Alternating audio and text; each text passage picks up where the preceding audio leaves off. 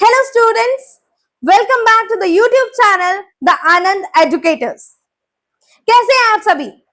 I hope आप सभी अच्छे होंगे और अपनी क्लास 9 की प्रिपरेशन को काफी अच्छे तरह से कर रहे होंगे।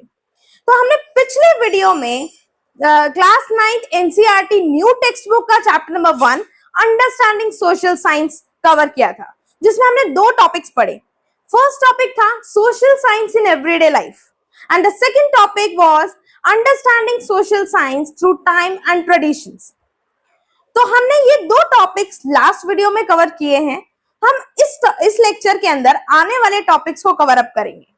तो हम अब ये पढ़ने वाले हैं कि social science is a study of disciplines. What does this mean? इसका सीधा सीधा मतलब हम कहें तो यही है कि सोशल साइंस एक वास्ट और कॉम्प्लेक्स, हम ये कह सकते हैं सिलेबस है इसका, या फिर हम कह सकते हैं बहुत सारा हम डिटेल है सोशल साइंस के ऊपर। तो क्या इसकी स्टडी एक पर्टिकुलर सिंगल सब्जेक्ट के थ्रू कर पाना इजी है, या फिर इसके लिए रिक्वायरमेंट है हमें अलग अलग ब्रांचेस की जो पर्टिकुलरली हर एक एस्पेक्ट के बारे में स्टडी करे सोसाइटी की? तो हम इसमें पढ़ेंगे कि किस तरह सोसाइटी डिवाइडेड है, अलग अलग सोसाइटी के अलग अलग पार्ट्स किस तरह डिपेंड करते हैं सोशल साइंस के अलग अलग ब्रांचेस पर। आइए देखते हैं। Human society is complex and no single field of study can fully explain it. जैसे कि मैंने आपको भी कहा कि सोशल साइंस जो है एक बहुत ही वास्ट और कॉम्प्लेक्स, हम ये कह सकते हैं स्टडी है।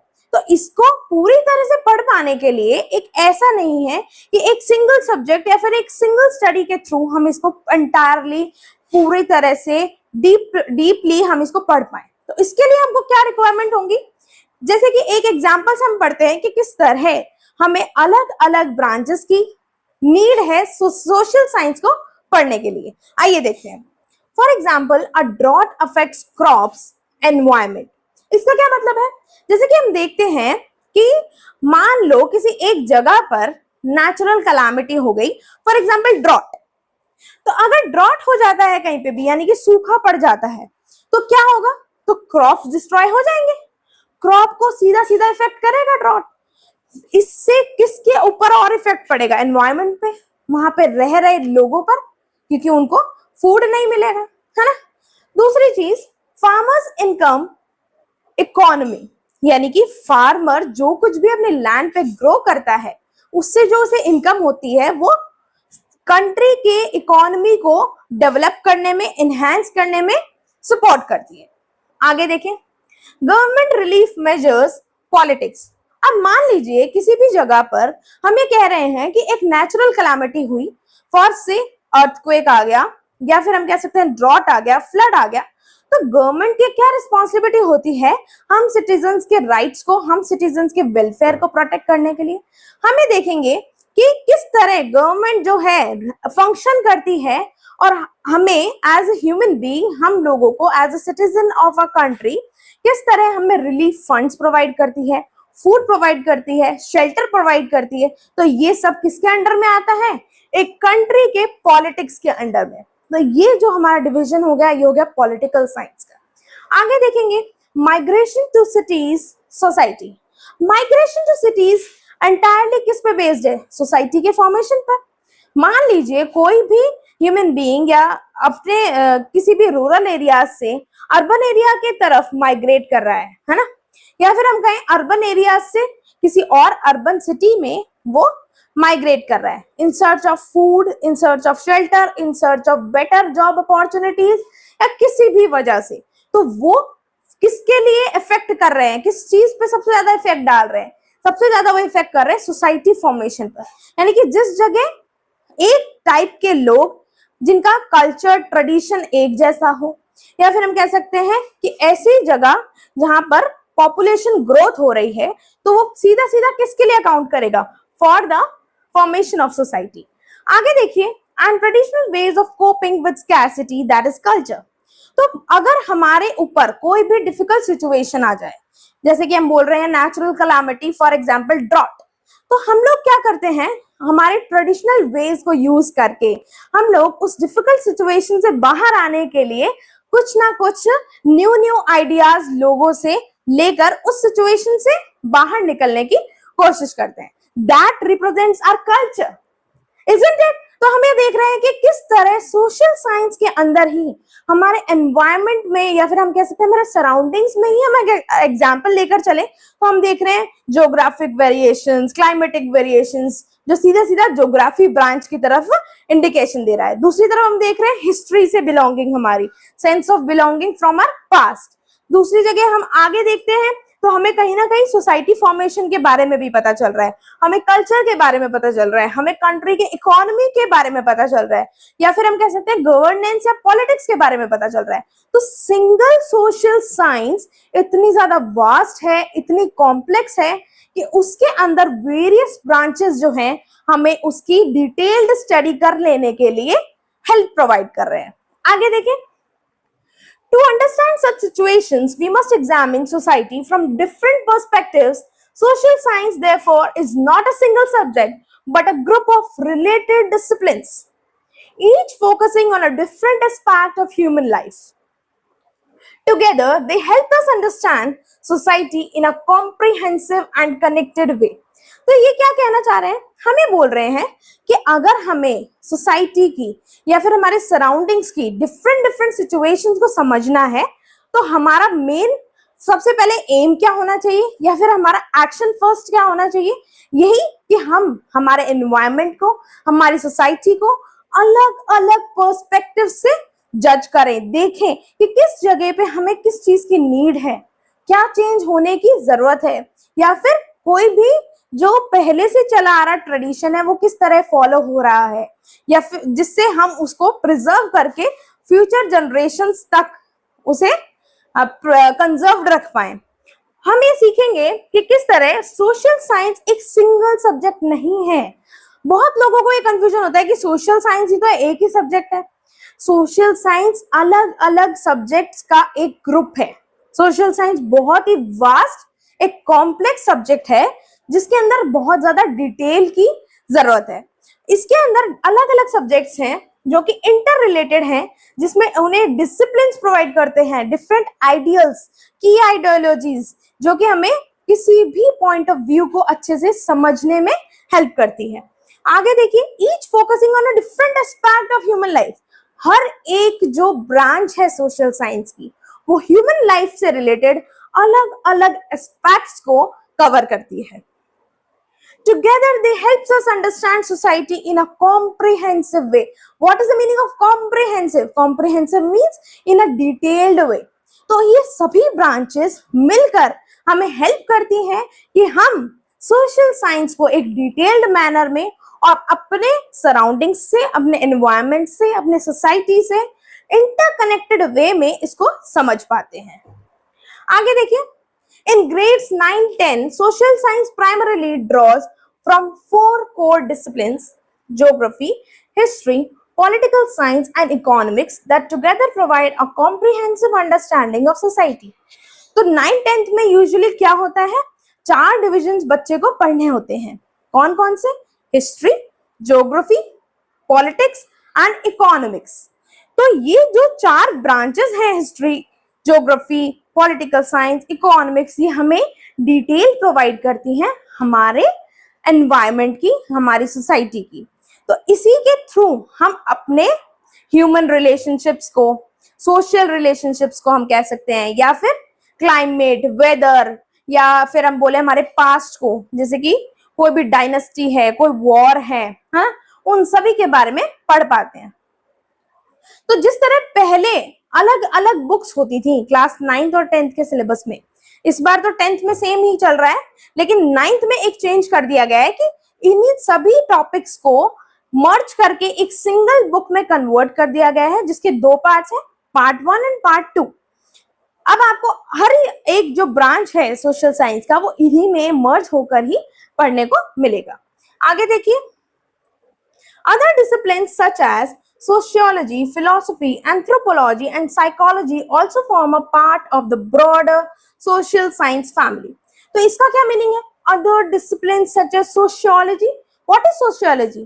Sociology is the study of human relationships. The relationships of the humans with the society. कि इंसान किस तरह समाज में, सोसाइटी में इंटरकनेक्टेड है, उसकी स्टडी को हम कहते हैं सोशियोलॉजी। आगे देखिए क्या दिया हुआ है, philosophy. What is philosophy? Philosophy is the आप ये कह सकते हैं किसी भी आइडियल्स को लेकर चलना। हम किसी भी प्रिंसिपल्स को, आइडियल्स को फॉलो करते हैं under a system of governance, या फिर हम कह सकते हैं under the leadership of someone. जो भी हम आइडियल्स और जो भी प्रिंसिपल्स फॉलो करते हैं which we take from them, उसी को हम कहते हैं फिलोसफी। आगे दे रखा है anthropology. What is anthropology? Anthropology is the study of, हम ये कह सकते हैं कि ह्यूमन की स्टडी है कि किस तरह ह्यूमन बीइंग प्रेजेंट टाइम में है और किस तरह वो पास्ट में था। यानी कि दोनों ही पीरियड ऑफ टाइम में ह्यूमन बीइंग को कंपेयर करना, सोसाइटी को कंपेयर करना कि हाँ पहले कुछ ऐसा दिखता था ये सोसाइटी, अब इसमें ये डेवलपमेंट हो गए, ये इंफ्रास्ट्रक्चरल डेवलपमेंट हो गए, अब ये सोसाइटी कुछ ऐसी दिखती है। तो उसी की स्टडी को हम कहते हैं डिटेल्ड स्टडी किसी भी चीज पर, कि पहले कोई भी चीज कैसी थी और अब प्रेजेंट टाइम में कोई भी चीज कैसी है, उसी की स्टडी को हम कहते हैं एंथ्रोपोलॉजी। आगे दिया गया है psychology. What is psychology? Psychology is nothing but only the study of human behaviour. मानव के बिहेवियर, इंसान के बिहेवियर को समझना ही साइकोलॉजी है। आगे देखिए, also form part of the broader social science family. और ये सभी सब डिविजन्स भी सोशल साइंस फैमिली में एडअप होके हमें डिटेल्ड स्टडी के लिए एक ब्रॉड क्राइटेरिया देते हैं। आगे देखिए क्या दिया हुआ है, these fields explore social relationships, ethical reasoning and human behavior in greater depth and will be further developed in higher grades। तो हम ये पढ़ रहे हैं कि ये जो अलग अलग फील्ड्स जो हमने अभी पढ़े, ये फील्ड्स हमें क्या हेल्प करते हैं? ये हमें हेल्प करते हैं एक्सप्लोर करने का सोशल रिलेशनशिप्स को, जो सोसाइटी में ह्यूमन बीइंग कैसे कनेक्ट कर पाता है डिफरेंट कंपोनेंट से, उसके बारे में। दूसरी चीज एथिकल रीजनिंग को समझाता है। What is ethical reasoning? Ethical reasoning का मतलब होता है कि यह बहुत ज्यादा डीपर थिंकिंग रखना किसी बात को लेकर, बहुत ज्यादा डिटेल्ड में किसी चीज को स्टडी करना, और फिर ये पता लगा पाना कि what is right and what is wrong, दोनों इन चीजों में डिफरेंशिएट कर पाना, उसी स्टडी को हम कहते हैं ethical reasoning, means logical reasoning. आगे देखिए, ह्यूमन बिहेवियर की स्टडी कर पाते हैं हम सोशल साइंस के थ्रू इन ग्रेटर डेप्थ, बहुत ज्यादा डेप्थ में, and will be further developed in higher grades. और ये जो स्टडी के बारे में हम पढ़ रहे हैं अभी, हमको जस्ट सिंपल इनके बारे में इंट्रोडक्शन है, आने वाली क्लासेस में आप इनके बारे में डेप्थ में पढ़ेंगे। आगे देखिए, geography studies the earth, its environments and the relationships between people and their surroundings। ये तो सिंपल है, आपने प्रीवियस क्लासेस में भी पढ़ा होगा कि ज्योग्राफी के अंदर हम क्या पढ़ते हैं, सिंपली हम पढ़ते हैं अर्थ के बारे में, एनवायरनमेंट के बारे में, और इंटर रिलेशनशिप पढ़ते हैं पीपल विद देयर सराउंडिंग्स, जो हमने लास्ट लेक्चर में भी बात की थी, बायोटिक अबायोटिक कंपोनेंट्स के साथ किस तरह ह्यूमन बीइंग इंटरकनेक्टेड है, उसी के बारे में हम ज्योग्राफी में पढ़ते हैं। आगे दिया गया हिस्ट्री। हिस्ट्री में हम एग्जामिन करते हैं ह्यूमन पास्ट को and helps us understand how societies change over time. और हम ये पढ़ते हैं कि किस तरह ह्यूमन सोसाइटी चेंज हो गई from the past to the present, मतलब कि पास्ट में ऐसे क्या चेंजेस हुए जो जिससे हमारा जो अभी जो प्रेजेंट है वो इन्फ्लुएंस हुआ है, या फिर हम देखते हैं कि पास्ट में ऐसी क्या क्या चेंजेस हमें देखने को मिले, कौन से वॉर्स हमने देखे, है ना, कौन सी हम यहाँ पर क्या डायनेस्टीज कौन कौन सी इंडिया में आई थी, तो हम उन सब के बारे में स्टडी करते हैं। आगे देखिए, political science analyses system of governance, power and the rights and responsibilities of citizens. तो पॉलिटिकल साइंस में हम बेसिकली क्या पढ़ते हैं, election system of India, election system of the other countries of the world, फिर डेमोक्रेसी के बारे में, फिर हम पढ़ते हैं गवर्नेंस। बेसिकली हम पढ़ते हैं कि किस तरह गवर्नमेंट जो है वो काम करती है, गवर्नमेंट की क्या फंक्शंस है, गवर्नमेंट के फंक्शनिंग के अंदर कौन कौन लोग इन्वॉल्व हैं, क्या क्या एक एज अ सिटीजन हमारे पास क्या राइट्स हैं, क्या हमारी फंडामेंटल ड्यूटीज है, कॉन्स्टिट्यूशन कैसे बना, ये सभी चीजों के बारे में अगर हम पढ़ते हैं तो वो हम पढ़ते हैं पॉलिटिकल साइंस में। आगे देखिए, economics in economics explores how societies produce, distribute and utilizes resources to meet their needs. Economics में हम पढ़ते हैं कि किस तरह हम रिसोर्सेस को चेंज करते हैं, रिसोर्सेस से हम हमारे लिए नीड को सेटिस्फाई करते हैं और एक्सप्लोर करते हैं चीजों को। रिसोर्सेस क्या होते हैं?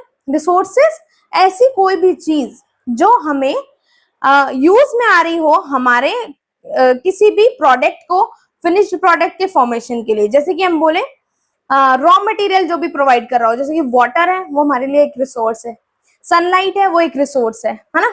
जो भी हमारे को मटेरियल अवेलेबल होते हैं एनवायरनमेंट में, जिसके थ्रू हम ह्यूमन टेक्नोलॉजी का यूज में लेकर, ह्यूमन इंटरैक्शन को यूज में लेकर और ह्यूमन पावर या लेबर को यूज में लेकर उस रिसोर्स से एक ऐसी यूटिलिटी बनाए, एक ऐसी चीज बनाए जो कि सभी ह्यूमन बीइंग्स के नीड को सेटिस्फाई करती हो, वो रिसोर्स होता है। तो रिसोर्सेज के बारे में हम किस में पढ़ते हैं? इकोनॉमिक्स में। हम देख रहे हैं किस तरह each discipline ask different questions, means each branch जो है सोशल साइंस की अलग अलग क्वेश्चंस पूछ रही है और कहीं ना कहीं उन क्वेश्चंस का आंसर भी सोशल साइंस के इन्हीं सभी ब्रांचेस में, इन्हीं सभी डिसिप्लिन्स में छुपा है। आगे देखिए, yet all are interconnected and together provide a holistic understanding of society. और ये सभी ब्रांचेस अलग होकर भी आपस में इंटरकनेक्टेड है और प्रोवाइड करती है हमें holistic understanding. What is holistic understanding? Holistic means entire understanding, in depth understanding of the society. Let us now explore these disciplines in details. तो हमने ये जो 4 ब्रांचेस पढ़ी थी, इसको हम डिटेल में अब हम पढ़ेंगे। आगे देखो, इसमें सब डिवीजन है पहला इस टॉपिक में, that is geography. Geography studies the location and distribution of places, objects, materials and people, as well as the relationships between human societies and their surroundings. तो ज्योग्राफी में हम क्या पढ़ते हैं? लोकेशन, कि किस तरह अलग अलग जगहों पर किस तरह डिस्ट्रीब्यूशन है लैंड का, लैंड फॉर्म कैसी है, सॉइल कैसी है, क्लाइमेटिक कंडीशंस कैसी हैं, और लोकेशन के बारे में हमको ज्योग्राफी में पढ़ते हैं। हम पढ़ते हैं लैटिट्यूड, लॉन्गिट्यूड्स वगैरह, and distribution of places, objects, materials and people, और किस तरह जो लोग हैं डिपेंडिंग ऑन ज्योग्राफिकल कंडीशंस अलग अलग जगहों पर रहना पसंद करते हैं। It examines both the physical features of Earth's surface and the human communities that inhabit it. तो इसके अंदर हम क्या करते हैं? डीपली अंडरस्टैंड करते हैं कि किस तरह ह्यूमन सोसाइटी या फिर ह्यूमन बीइंग्स जो हैं डिफरेंट फिजिकल फीचर्स के बेस पे, अर्थ के फिजिकल फीचर्स जैसे कि टोपोग्राफी, लैंड, क्लाइमेट, ये सब ये फिजिकल फीचर्स हैं अर्थ के। तो इन सभी की वजह से किस तरह ह्यूमन कम्युनिटीज उस जगह रहना पसंद करती है, या फिर हम कह सकते हैं इनहेबिट करती है। Inhabit means they live there, निवास करते हैं वो लोग। Focusing on how people interact with the natural environment and how places influence human life. तो इसी पे फोकस करते हैं कि किस तरह ह्यूमंस जो हैं इंटरैक्ट करते हैं विद द नेचर, और किस तरह ज्योग्राफी जो है हमें समझाती है कि ह्यूमन लाइफ से वो किस तरह इंटरकनेक्टेड है। आगे देखिए, geography seeks to understand where things are located, why they are found there and how places near और distant affect one another over time. तो ज्योग्राफी हमें ये बताती है कि किस तरह जो चीजें हैं अलग अलग जगहों पर लोकेटेड हैं। किस तरह हम ये पढ़ते हैं कि जो भी जगह है चाहे वो नियर हो या फार हो, मीन्स डिस्टेंट प्लेस पे हो, हमें ये बताती है कि किस तरह वो हमें इफेक्ट करती है over the time. It views the world as a system of interdependencies and adopt a holistic approach by integrating spatial perspectives with temporal perspectives, drawing on both natural sciences such as physics, chemistry, biology, etc., and on social sciences including political science, economics and history. क्या कहा गया है हमको इसमें? हमें कह रहे हैं कि जो वर्ल्ड है हमारा वो क्या है, एक इंटरडिपेंडेंसी है ना, कनेक्टेड है, कनेक्टेड सिस्टम है पूरा वर्ल्ड। तो इसके अंदर हम एंटायर अप्रोच पढ़ते हैं, इन सभी चीजों को इंटीग्रेट करके पढ़ते हैं। जो हमारा क्लाइमेट है, लैंड, टोपोग्राफी, जो भी सारे फिजिकल फीचर्स है अर्थ के, वो किस तरह अफेक्ट करते हैं ह्यूमन लाइफ को, वो पढ़ते हैं। आगे देखिए, इसमें स्पेशल पर्सपेक्टिव पढ़ते हैं, जैसे कि किस तरह किसी भी जगह की ज्योग्राफिक लोकेशन, और हम कहते हैं सिग्निफिकेंस, मींस उसका इंपॉर्टेंस जो है वो इफेक्ट करता है ह्यूमन बींग्स पर। विद टेम्पोरल पर्सपेक्टिव, जैसे कि चेंज ओवर टाइम, ऐसे पर्सपेक्टिव, ऐसे पॉइंट ऑफ व्यू जो टाइम के साथ साथ बदलते हैं, उन पे क्या इन्फ्लुएंस होता है ज्योग्राफी का, वो हम पढ़ते हैं। आगे देखिए, drawing on both natural sciences. तो नेचुरल साइंसेस मींस जो साइंस हम पढ़ते हैं ना, जो नेचर में जो हम साइंस को पढ़ते हैं, जैसे कि फिजिक्स हो गई, बायोलॉजी हो गई, केमिस्ट्री हो गई, उसका कैसे इंटरकनेक्शन है with the social sciences, that is political science, economics and history. तो हम इसके अंदर इंटरकनेक्टेडनेस पढ़ रहे हैं बेसिकली। आगे देखिए, geography helps answer questions like why India has historically been a hub of global interaction and how the Indian peninsula long coastline facilitated contact with Africa, Europe and Southeast Asia। तो हमें geography जो है, ये एक example के through बताया गया है कि किस तरह ज्योग्राफी जो है हमें हेल्प करती है इस तरह के क्वेश्चंस को आंसर करने के, जैसे कि किस तरह जो इंडिया है हिस्टोरिकली, बहुत पुराने समय से ही, बहुत आप ही कह सकते हैं मेनी इयर्स अगो, जो इंडिया है वो एक हब है ग्लोबल इंटरैक्शन का, means it has interactions with the world around। May be ये इकोनॉमी के लिए रिलेटेड हो, या फिर हम बोल सकते हैं इंपोर्ट एक्सपोर्ट मार्केट, कैसे भी इंटरकनेक्टेड है ये वर्ल्ड से। या फिर हम कहते हैं कि कैसे इंडियन पेनिनसुला ने अपनी कोस्ट लाइन से कॉन्टैक्ट इस्टेब्लिश किया अफ्रीका से, यूरोप से और साउथ ईस्ट एशिया से। वो सभी डिटेल हम पढ़ पाते हैं ज्योग्राफी के थ्रू। आगे देखिए, Geography as a discipline takes help of various tools to understand concepts and investigate questions। तो ज्योग्राफी एक ऐसी ब्रांच है, एक ऐसा डिसिप्लिन है जो हमें वेरियस टूल्स के थ्रू अंडरस्टैंड करने में मदद करता है, यानी कि हम कह सकते हैं समझने में हेल्प करता है with the use of various tools, है ना। आजकल हमारे पास बहुत सारी टूल्स हैं, जैसे कि मैप्स हो गई, नेविगेशन हो गई, इन सभी चीजों के थ्रू हम ज्योग्राफी को बहुत ज्यादा डिटेल में पढ़ पाते हैं और डीपर अंडरस्टैंडिंग उस टॉपिक के थ्रू ले पाते हैं। एंड इन्वेस्टिगेट क्वेश्चंस मींस जैसे ही हम इतनी डीपर अंडरस्टैंडिंग किसी भी टॉपिक के लिए लेकर आते हैं, तो हमारे मन में क्या है, नए नए क्वेश्चंस पुट अप होते हैं। तो उन क्वेश्चंस का आंसर भी समवॉट किसमें हिडन है, ज्योग्राफी में। आगे देखिए, it uses maps, globes, atlases, geographical information system that is GIS, infographics and various other instrument. जैसे कि मैंने आपको बताया कि ज्योग्राफी जो है हमें कंसाइज, हमें प्रिसाइज, हम कह सकते हैं एग्जैक्ट, हमें कोई भी इंफॉर्मेशन देने के लिए किस तरह हमें हेल्प करता है यूजिंग वेरियस टूल्स। आजकल टेक्नोलॉजी बहुत ज्यादा इंप्रूव हो गई है, जैसे कि हम बोले नेविगेशन बहुत ज्यादा इंप्रूव्ड है, मैप सिस्टम, है ना, हम मैप्स के थ्रू कोई भी रूट इजिली हम पता लगा सकते हैं कि कौन सी जगह किस वे से हमें जाना है, तो मैप्स हो गए हैं। एटलसेस मींस एक प्रॉपर, एक आप ये कह सकते हैं बहुत सारे मैप्स का एक इंटीग्रेशन है ना। बहुत सारे maps means world maps, India के मैप्स, है ना, अलग अलग geographical distribution, human population distribution, है ना। आप ये कह सकते हैं कि उसके सारे जो भी मैप्स हैं, मोस्ट ऑफ द मैप्स को कोलैब करके एक बुक बनाई गई है, दैट इज एटलस। तो एटलस के अंदर हमें वेरियस टाइप्स ऑफ मैप्स देखने को मिल जाते हैं। GIS, geographical information system, means किस तरह हम GI से हम ट्रैक कर सकते हैं किसी भी जगह को, है ना। आजकल हम जो है इंसान इतना ज्यादा प्रोग्रेस कर रहा है ना, हम देखते हैं कि स्पेस में भी हमारी बहुत सारी स्पेसशिप्स वगैरह गई हुई है, तो उन सभी का कंट्रोल कैसे होता है, नेविगेशन सिस्टम से। तो वो हमें किसके थ्रू पढ़ने को मिलता है, under the discipline of geography. आगे देखिए, in the course of next 2 years you will realize how these tools enhance your understanding of the discipline। आने वाले 2 सालों में आप जानेंगे कि किस तरह ये टूल्स हेल्प करती है हमें ज्योग्राफी को डीपली अंडरस्टैंड करने में। आगे देखें, over the next 2 years, you will study the processes that shape the Earth's surface and the formation of different landforms. आने वाले 2 सालों में आप ये भी जान पाएंगे कि किस तरह अर्थ पे वेरियस लैंडफॉर्म्स का फॉर्मेशन हुआ। क्या क्या लैंडफॉर्म्स हैं इंडिया में?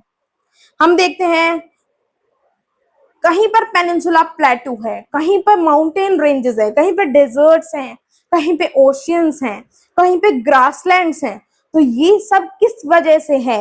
हमारे वर्ल्ड में वेरियस ज्योग्राफिक, हम ये कह सकते हैं, पैटर्न्स हैं, उन्हीं के वजह से अलग अलग लैंडफॉर्म्स यहाँ पाई जाती है। तो उनके बारे में हम पढ़ेंगे आगे। You will learn about the atmosphere and climate, oceans, major biomes and India's biosphere reserves. तो इसमें हम और ज्यादा डिटेल में किसके बारे में पढ़ते हैं? एटमॉस्फेयर के बारे में, आप ये कह सकते हैं रिजर्व्स, बायोलॉजिकल रिजर्व्स, जैसे कि एनिमल्स और प्लांट्स को जहां प्रिजर्व करके हम रखते हैं उनके बारे में, क्लाइमेट के बारे में, ओशियंस के बारे में, मेजर बायोम्स के बारे में। बायोम्स क्या होते हैं? जो हम ये कह सकते हैं कि interconnection of biotic components of the world या अर्थ विद द नेचर, है ना। बायोटिक कंपोनेंट्स का जो आप ये कह सकते हैं inter relationship with human beings, वो क्या होते हैं? बायोम्स, है ना। बहुत बड़ा एक एनलार्ज्ड एरिया होता है जिससे हम नेचर से कनेक्ट कर पाते हैं। हम वेरियस उसके अंदर जो आप ये कह सकते हैं डाइवर्सिटीज हैं उसकी स्टडी कर पाते हैं बायोम्स के थ्रू। आगे देखिए क्या दिया हुआ है। You will be introduced to geospatial technologies, life in different regions. तो जियोस्पेशियल टेक्नोलॉजीज के बारे में हम पढ़ेंगे आने वाले टाइम में। जियोस्पेशियल टेक्नोलॉजीज क्या है? वही इंस्ट्रूमेंट्स के थ्रू ज्योग्राफी को स्टडी करना ही जियोस्पेशियल टेक्नोलॉजी कहलाती है, कि किस तरह हम टूल्स को यूज करके, है ना, वेरियस कंपासेस, है ना, वेरियस डिगिंग इंस्ट्रूमेंट्स, इन सब का यूज करके हम ज्योग्राफी को किस तरह समझ पाते हैं, वो आने वाले जो है कुछ हायर क्लासेस में हम पढ़ेंगे। And the world, geographical and socio-economic perspectives on selected issues. तो हम पढ़ते हैं सिलेक्टेड इश्यूज के बारे में, कोई भी जैसे जिसपे भी हम स्टडी कर रहे हैं उसकी सोशियो इकोनॉमिक पर्सपेक्टिव से हम उसको देखते हैं कि सोसाइटी के थ्रू या फिर इकोनॉमी वाइज कौन सा ज्योग्राफिकल एरिया किस तरह आप ये कह सकते हैं एस्टैब्लिश्ड है, उसके बारे में हम इसमें पढ़ते हैं। And the historical development of geographical knowledge, और किस तरह time to time from the past ages किस तरह ज्योग्राफी एक्सपेंड हुई, किस तरह डेवलप हुई, और किस तरह ह्यूमन बींग्स ने हमारे पूरे वर्ल्ड में ये जानने की कोशिश की कि कौन सी चीज पहले कैसी हुआ करती थी और आज किस तरह वो कन्वर्ट हो चुकी है। नेक्स्ट टॉपिक है इसके अंदर history. History is the study of human past through which societies seek to understand people's experiences, values and changes over time, है ना। तो हिस्ट्री में हम पढ़ते हैं कि किस तरह ह्यूमन पास्ट, ह्यूमन बींग्स का जो पास्ट है वो इंटरकनेक्टेड है सोसाइटीज से, और ये हेल्प करता है हमें लोगों के एक्सपीरियंसेस को जानने में, या फिर ऐसे चेंजेस, ऐसे बदलाव जो पिछले समय से लेकर अब तक हुए हैं, उन सभी को हम हिस्ट्री के थ्रू पढ़ पाते हैं। आप लोगों को अभी तक ये लगता है कि हिस्ट्री तो कुछ भी नहीं है, हिस्ट्री में क्या है, ईयर्स लर्न कर लो, है ना, ओनली पहले क्या इवेंट हुआ है उसको लर्न कर लो, that is history. No, what actually history is, जो हमें ये चैप्टर समझा रहा है कि history is nothing but only it is reflects our past, वो हमारे पास्ट को रिफ्लेक्ट करके बता रहा है कि पास्ट में ऐसे कौन से इवेंट्स हुए जिसकी वजह से चेंजेस आए, वो हिस्ट्री है। There are multiple ways to interpret the past and transmit culture values from one generation to the next. तो हिस्ट्री को पढ़ने के लिए, अंडरस्टैंड करने के लिए बहुत सारे तरीके हैं, और उन्हीं कल्चरल वैल्यूज को, ट्रेडिशंस को एक जनरेशन से दूसरे जनरेशन पे पास ऑन होना ही तो हम ये कह सकते हैं ट्रेडिशन का या कल्चर का प्रिजर्वेशन है। आगे देखिए, one of the oldest and most influential traditions of preserving cultural memory in Bharat is the इतिहास पुराण tradition. तो हमारे इंडिया में क्या किया जाता है, हिस्टोरिकल चीजों को प्रिजर्व करने का आप ये कह सकते हैं एक रिवाज है ना, ट्रेडिशन है। हम लोग जाते हैं कहीं पर भी, आप मान लो कहीं भी घूमने गए तो आपको कहीं पर भी क्या मिल जाएंगे, इजीली म्यूजियम्स मिल जाएंगे ना, प्रिजर्व करके रखा हुआ है पुरानी चीजों को, है ना। ट्रेडिशन को ही, इसी को कहते हैं हम ट्रेडिशन को पास ऑन करना। इंडिया का कल्चर है हिस्ट्री को प्रिजर्व करके रखना, ताकि फ्यूचर जनरेशंस भी उस चीज के बारे में स्टडी कर पाए। उसी को हम कह रहे हैं इतिहास पुराण, विच मीन्स इतिहास की चीजों को पढ़ने के लिए रखी गई कुछ चीजें, है ना, लिखी गई कुछ चीजें, वो हिस्ट्री है। एंड डू यू रिमेम्बर कि हम जब भी हमारे ग्रैंड पेरेंट्स से बात करते हैं तो वो हमें यूजुअली क्या करते हैं, स्टोरीज सुनाते हैं अपनी पास्ट की, है ना। वो बताते हैं किस तरह वो एक विलेज में पहले रहा करते थे, किस तरह इंफ्रास्ट्रक्चरल डेवलपमेंट जो आज है वो उस समय उनको नहीं मिलती थी, या फिर हम कह सकते हैं जो मॉडर्न एजुकेशन सिस्टम अब है वो उस वक्त नहीं था। कहीं ना कहीं उस वक्त विलेजेस में स्टडी के इतने ज्यादा आप कह सकते हो स्कोप नहीं था, या फिर इकोनॉमिक कंडीशन भी लोगों की इतनी ज्यादा एडवांस नहीं हुआ करती थी, टेक्नोलॉजी एडवांस नहीं थी। तो स्टोरीज के थ्रू ही तो हम जान पाते हैं हमारी हिस्ट्री को, वही हम इसमें पढ़ रहे हैं। Through stories this tradition not only shares historical information but also gives cultural meaning to events and people. ये जो हिस्ट्री की जो स्टोरीज है वो सिर्फ और सिर्फ tradition to tradition pass on करने की चीज नहीं है, बल्कि ये हमें समझाती है कि किस तरह हमारा कल्चर कहीं ना कहीं अलग अलग इवेंट्स को, अलग अलग जो हम इवेंट्स मीन्स जो भी ऐसी चीज पास्ट में हुई हो या प्रेजेंट में हुई हो, that is a event means जो भी आप कह सकते हो अलग अलग किस्से जो हुए, तो इवेंट को और लोगों के अंदर connectivity, a sense of connectivity देती है। तो ये किसके थ्रू कनेक्टेड है हम लोग, थ्रू स्टोरीज। आगे देखें, in doing so it reinforces enduring ideals and values, offering a sense of identity and purpose। तो जब हम ऐसा करते हैं ट्रेडिशन टू ट्रेडिशन, जब हम हमारे कल्चर को, हमारे इतिहास को, इंडिया का इतना वास्ट, इतना डाइवर्स, इतना आप ये कह सकते हैं ड्रास्टिक जो है हिस्ट्री रही है, उसके अंदर हम पढ़ पाते हैं और उसका रीइंफोर्सेस एंड्योरिंग आइडियल्स, और ऐसा करने से ये हमें कैपेबिलिटी देता है कि एंड्योरिंग मीन्स जो प्रेजेंट, जो अभी जो चल रहे जो चेंजेस हैं वो किस तरह इन्फ्लुएंस हुए हैं पास्ट की वजह से। और ये हमें बताते हैं कि एक सेंस ऑफ आइडेंटिटी कैसे बनती है, हमें ऑफर करते हैं अ सेंस ऑफ आइडेंटिटी। अब मान लो हम लोग अगर हिस्ट्री की कोई भी, हमने अभी तक कोई स्टोरी ही ना सुनी होती, हमने वेरियस वॉर्स, इंडिपेंडेंट कैसे हुआ इंडिया, या फिर ये सब चीजों के बारे में हमें अगर पता ही नहीं होता, तो क्या हम कभी भी हमारी कंट्री के लिए उतना प्राउड फील कर पाते जितना कि आज कर पाते हैं। तो हम ये कह रहे हैं कि sense of attachment, sense of belonging हमें किसके थ्रू मिल पा रहा है, हिस्ट्री के थ्रू, इतिहास के through. And have utilized different methods, और हम लोगों ने across cultures different historical traditions have utilized different methods। और अलग अलग कल्चर को स्टडी करते करते, जो हिस्टोरिकल ट्रेडिशंस को स्टडी करते करते हमने क्या एक्सप्लोर किया है, हमने क्या यूज किया है, क्या यूटिलाइज किया है, अलग अलग तौर तरीके हमने निकाले हैं through history. Some traditions emphasize moral and philosophical insight while others offer documentary verification। हम ये कह रहे हैं कुछ ऐसी परंपरा होती है, कुछ ऐसे ट्रेडिशंस होते हैं जो एम्फोसाइज करते हैं, मींस फोकस करते हैं on moral and philosophical insight. Means वो किससे रिलेटेड होते हैं, हमारे मॉरल वैल्यूज से, है ना, कि किस तरीके की हमारी अपब्रिंगिंग हुई है, कैसी हमारी मॉरल वैल्यूज है, क्या हमारे एथिक्स हैं, उससे रिलेटेड होती है कुछ ट्रेडिशंस, तो है ना, कि हमारे यहाँ ये मान्यता है या हम ये लोग ये चीज हम मानते हैं। लेकिन कुछ ऐसी भी होती हैं, हम ये कह रहे हैं ट्रेडिशंस कुछ ऐसे भी होते हैं जो ऑफर करते हैं documentary verification, means written records, है ना, डॉक्यूमेंट्स में लिखी हुई कोई भी चीज जो साबित की जा रही है। तो कुछ तो हम ये बोल रहे हैं ट्रेडिशन है, कल्चर को फॉलो करती है, दूसरी कोई चीजें होती है वो रिटन या डॉक्यूमेंटेड फॉर्म में होती है। Modern historiography, by contrast, increasingly relies on empirical evidence and uses tools such as human genetics, carbon-14 dating, archaeology, and other scientific methods to establish timelines and understand the past। हम बोल रहे हैं जो हम modern history को जो हम पढ़ पाते हैं, जो हम मॉडर्न हिस्ट्री के अंदर इतना डेवलपमेंट, इतना वास्ट डेवलपमेंट देखने हैं, वो किसके थ्रू हो पाया है, only with the help of tools, है ना, with the help of technology. जैसे कि and it relies means it totally depends on empirical evidence. What is empirical evidence? Empirical evidence means information collected by actual observation or experimentation.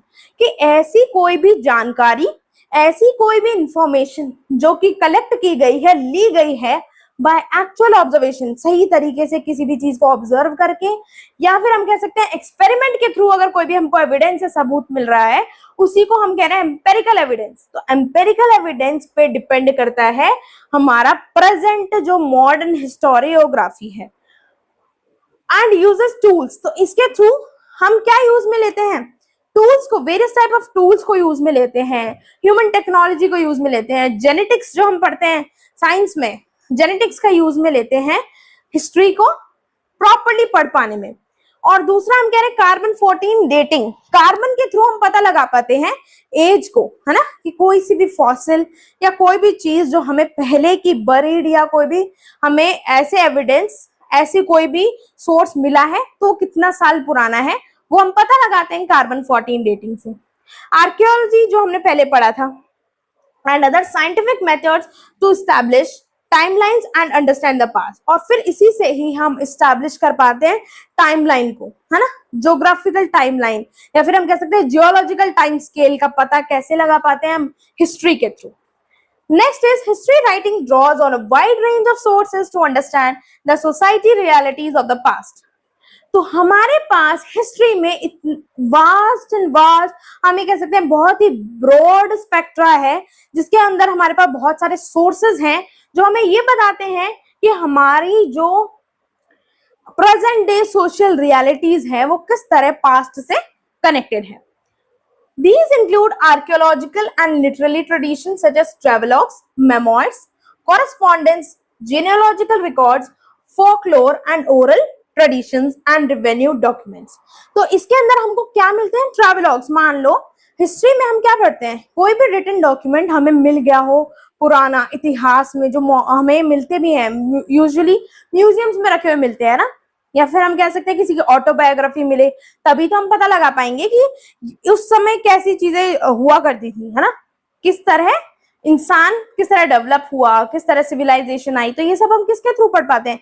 Books के through, है ना, या फिर हम बोल रहे हैं ट्रैवलॉग्स के थ्रू, ट्रैवल डायरीज जो हम लिखते हैं, और मेमोइर्स के थ्रू। मेमोइर्स इज टोटल, आप ये कह सकते हैं किसी भी इंसान की proper information that is written in the form of, आप ये कह सकते हैं जैसे कि ऑटोबायोग्राफी होती है, उसी तरीके से मेमोयर होता है, उस पर्सन की प्रॉपर इंफॉर्मेशन उसमें लिखी हुई होती है, और ये यूजुअली स्पेशल पर्सनालिटीज या फिर हम कह सकते हैं ग्रेट पर्सनालिटीज के लिए ही होती है मेमोइर्स। आगे देखिए कॉरेस्पॉन्डेंस। कॉरेस्पॉन्डेंस मीन्स मैसेजेस का, ईमेल्स का, लेटर्स का आदान प्रदान। कि पहले के समय क्या होता था, हम कई बार हिंदी में, इंग्लिश में कुछ ऐसी नोवेल्स पढ़ते हैं, कुछ ऐसी बुक्स पढ़ते हैं, स्टोरीज पढ़ते हैं कि इस फेमस पर्सनालिटी ने इसको खत लिखा, है ना, किसी और को खत लिखा, या फिर उस समय गवर्नमेंट को खत लिखकर अपनी पूरी जो है प्रॉब्लम्स बताई, है ना। तो हमको ये सब एविडेंसेस कहाँ से मिल रहे हैं? हिस्ट्री के थ्रू। और हम कह रहे हैं genealogical records. What is genealogical records? Documents are sources that trace family lineage and ancestry by recording relationships between generations and documenting events such as births, marriages and deaths. तो genealogical record क्या है? एक ऐसा written document है जो properly बताता है, trace करता है family tree को, और ancestry show करता है उस person की। उसके अलावा उसके अंदर पूरा रिकॉर्ड होता है between the generation and documenting event, कि कौन कौन सी उसमें जनरेशन बाय जनरेशन जो आई उस बीच, और उसके बाद जिस पर्सन के बारे में हम उस रिकॉर्ड को पढ़ रहे हैं उसका बर्थ रिकॉर्ड भी उसमें होगा, उसका मैरिज रिकॉर्ड भी होगा, और उसका डेथ रिकॉर्ड भी होगा। तो ये सब चीजें हम किसके थ्रू पढ़ पाते हैं? हिस्ट्री के थ्रू। हिस्ट्री से ही हमें रिटन डॉक्यूमेंट्स या फिर हम कह रहे हैं कोई ना कोई ऐसी चीज हमें मिलती है जिसके थ्रू हम प्रॉपर इंफॉर्मेशन किसी भी चीज की ले पाते हैं। Folklore and oral traditions. Folklore क्या होता है? Folklore, what is folklore? Folklore का मतलब ये होता है कि किस तरह पहले रूरल एरियाज में क्या होता था, कुछ ना कुछ सॉन्ग्स के थ्रू, या फिर आप ये कह सकते हैं ट्रेडिशन होता है उनका ना, कि सॉन्ग्स के थ्रू या फिर कोई रिटन डॉक्यूमेंट के थ्रू, है ना, क्या करते हैं लोग? पोम्स के थ्रू, है ना, लोग एक दूसरे में इंटरकनेक्टिविटी शो करते हैं ना, उस वक्त कैसा एनवायरनमेंट था, कैसा उनका ट्रेडिशन था, वो सब एक्सप्रेस करते हैं इन द फॉर्म ऑफ फोकलोर्स, है ना। लोकल आप ये कह सकते हैं, लोकल सॉन्ग्स या फिर उस समय के रीजनल जो सॉन्ग्स हैं वो सब फोकलोर्स हैं। And oral tradition means from generation to generation जो पास ऑन की गई हैं स्टोरीज ओरली, वो सभी क्या है हमारे हिस्ट्री के अंदर बहुत इंपॉर्टेंट पर्सपेक्टिव रखते हैं। आगे देखिए, एंड रेवेन्यू डॉक्यूमेंट्स, और रेवेन्यू के डॉक्यूमेंट मीन रिटन डॉक्यूमेंट्स भी हमारे पास होते हैं कि उस वक्त किस तरह चीजें गवर्न होती थी, किस तरह टैक्सेस एंड ऑल का सिस्टम था। Material remains used to study the past are known as archaeological sources. Archaeological sources क्या होते हैं कि ऐसे मटेरियल्स जो हम यूज करते हैं स्टडी करने के लिए पास्ट को, उसी को हम कहते हैं आर्कियोलॉजिकल सोर्सेस। यानी कि हम बोल रहे हैं कि हमें अगर कोई भी पास्ट का कोई रिमेन मिल गया, मान लो हम एक्सकवेशन कर रहे हैं, व्हाट इज एक्सकवेशन, डिगिंग, है ना, खोदना, खुदाई कर रहे हैं, और खुदाई करते वक्त हमें मिल गया कोई भी ऐसा मटेरियल जो अभी का नहीं लग रहा, हमें बहुत सालों पुराना लग रहा है, तो वो क्या होता है, एक एविडेंस हो गया, है ना, एक पुराना सोर्स हो गया। और उन्हीं चीजों की इन डेप्थ स्टडी को ही हम कहते हैं आर्कियोलॉजिकल सोर्सेज होती है वो चीजें। दीज इंक्लूड्स मॉन्यूमेंट्स, ये कोई मॉन्यूमेंट भी हो सकता है ना, या फिर कोई भी आर्किटेक्चरल कोई स्ट्रक्चर हो सकता है, कोई भी एक्सकवेटेड साइट हो सकती है, कोई भी आर्टिफैक्ट हो सकता है, या फिर कोई ऑब्जेक्ट या आर्ट फॉर्म कोई भी मिली हो, या कोई भी स्कल्पचर और पेंटिंग हो, है ना। तो इनका एनालिसिस जो है वो बहुत ज्यादा जरूरी होता है ये जानने के लिए कि ये चीजें कब से बिलोंग करती हैं, कितनी पुरानी है, इसका क्या इंपॉर्टेंस है, ये सब हम इसके थ्रू पढ़ते हैं। और इसी के थ्रू हम ये कह रहे हैं कि हम इंस्ट्रूमेंट्स या फिर हम लेबोरेटरी टेस्टिंग भी करते हैं इन आर्कियोलॉजिकल सोर्सेज की। आगे देखिए, आपको कुछ सोर्सेज दिए भी गए हैं, कुछ है literary sources. What is literary sources? Literary sources means written कुछ भी डॉक्यूमेंट के फॉर्म में अगर आपको कुछ मिला हो वो लिटरेरी सोर्सेज में आएंगे। लिटरेरी सोर्सेज में आपको दो ऐसे फिगर्स दिए हुए हैं, दो पास्ट के कुछ आप भी कह सकते हैं रिटन डॉक्यूमेंट्स की पिक्चर दी हुई है कि वो कहाँ से लिया गया है, किस सोर्स से लिया गया है, ओनली आपको दिखाने के लिए आपको एक बार एक पिक्चर दी हुई है। पहला है Samaveda manuscript, national museum New Delhi. ये एक मैन्यूस्क्रिप्ट है जो कि समवेदा में लिखी गई थी। हम वेरियस वेदास के बारे में बात करते हैं, ऋग्वेदा, अथर्ववेदा, ना, हम अलग अलग वेदास के बारे में बात करते हैं। हम यही कह रहे हैं कि समवेदा जो है उस वक्त लिखी हुई एक मैन्यूस्क्रिप्ट है, एक स्क्रिप्ट है जो कि लिखी गई है, और ये प्रिजर्व करके कहाँ रखी गई है, नेशनल म्यूजियम में न्यू दिल्ली के। आगे हमको एक दे रखा है, एक traditional palm leaf manuscript of the Thirukkural an ancient Tamil text of ethical wisdom.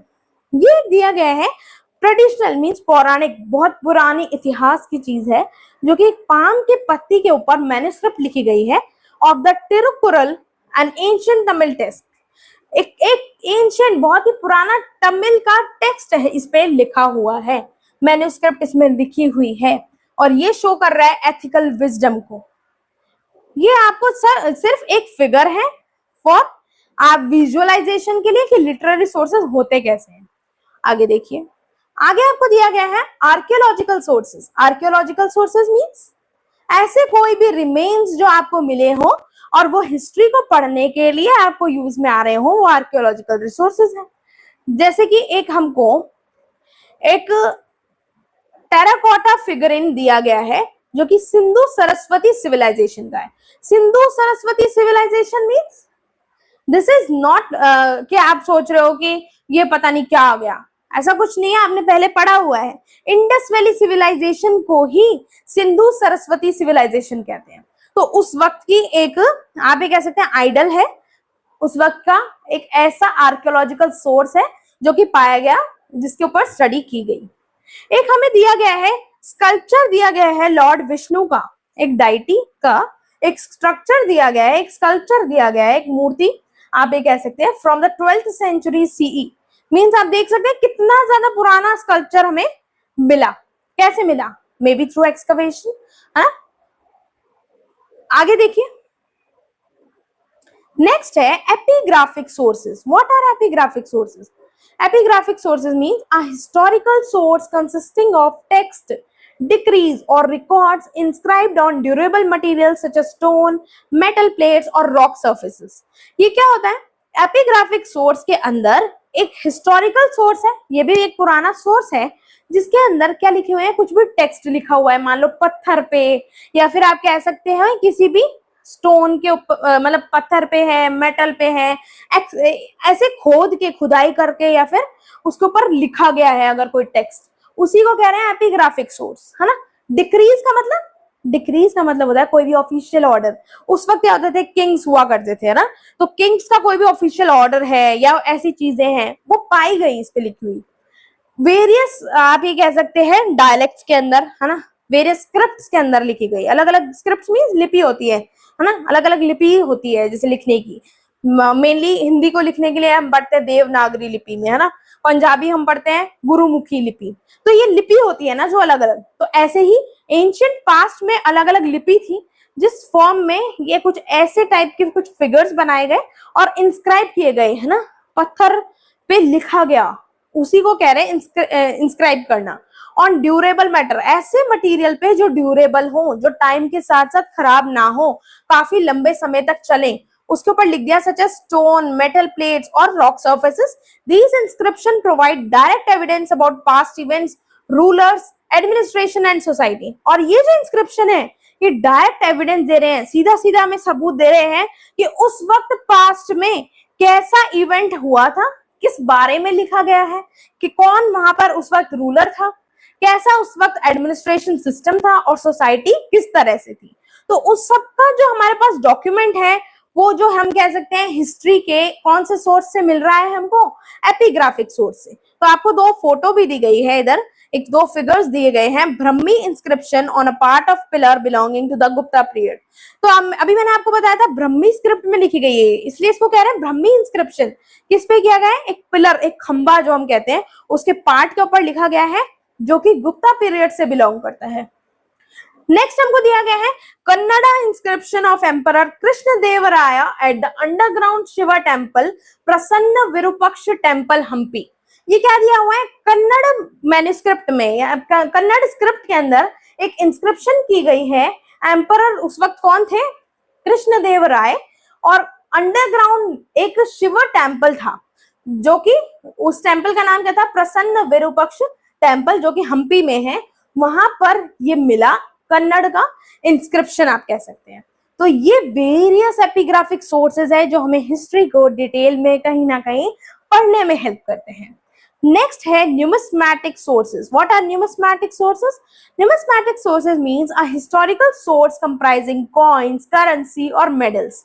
ऐसा हिस्टोरिकल सोर्स जिसके अंदर कोई भी सिक्का हो, है ना, कोई भी ऐसी करेंसी आप कह सकते हो, या फिर कोई मेडल आपको ऐसा मिल जाए जिसके अंदर किसी एम्परर की, किसी रूलर की एक्सकवेशन के थ्रू मिला हो, या फिर हम कह सकते हैं किसी भी एम्परर की या उस वक्त की सोसाइटी की कोई भी उसके ऊपर इंस्क्राइब की गई हो इमेज, तो वो न्यूमिस्मैटिक सोर्स में आएगा। ये यूजुअली कॉइन्स या करेंसी पे होता है।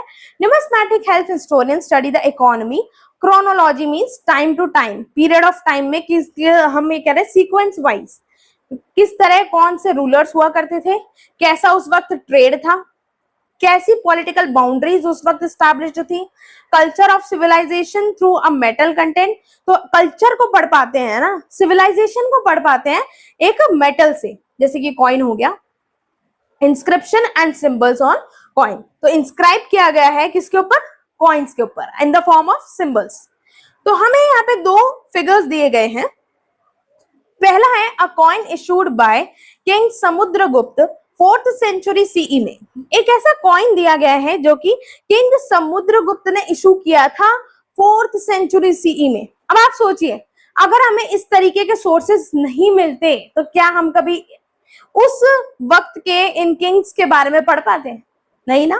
तो ये हम कह रहे हैं कि न्यूमिस्मैटिक जो सोर्सेज हैं ये बहुत ज्यादा आप ये कह सकते हैं क्रूशियल है, इंपॉर्टेंट है। Epigraphic sources, archaeological sources, literary sources, means ये सभी जो सोर्सेज हैं ये हिस्ट्री को इन डेप्थ स्टडी के लिए हेल्प करते हैं।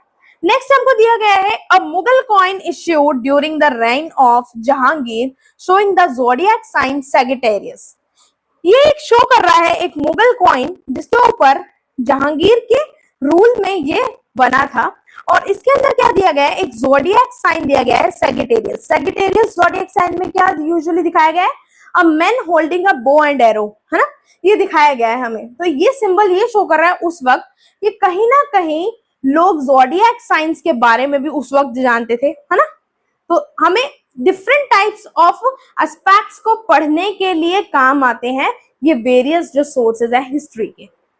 आगे देखिए, नेक्स्ट हमारी जो ब्रांच है that is political science. What is political science?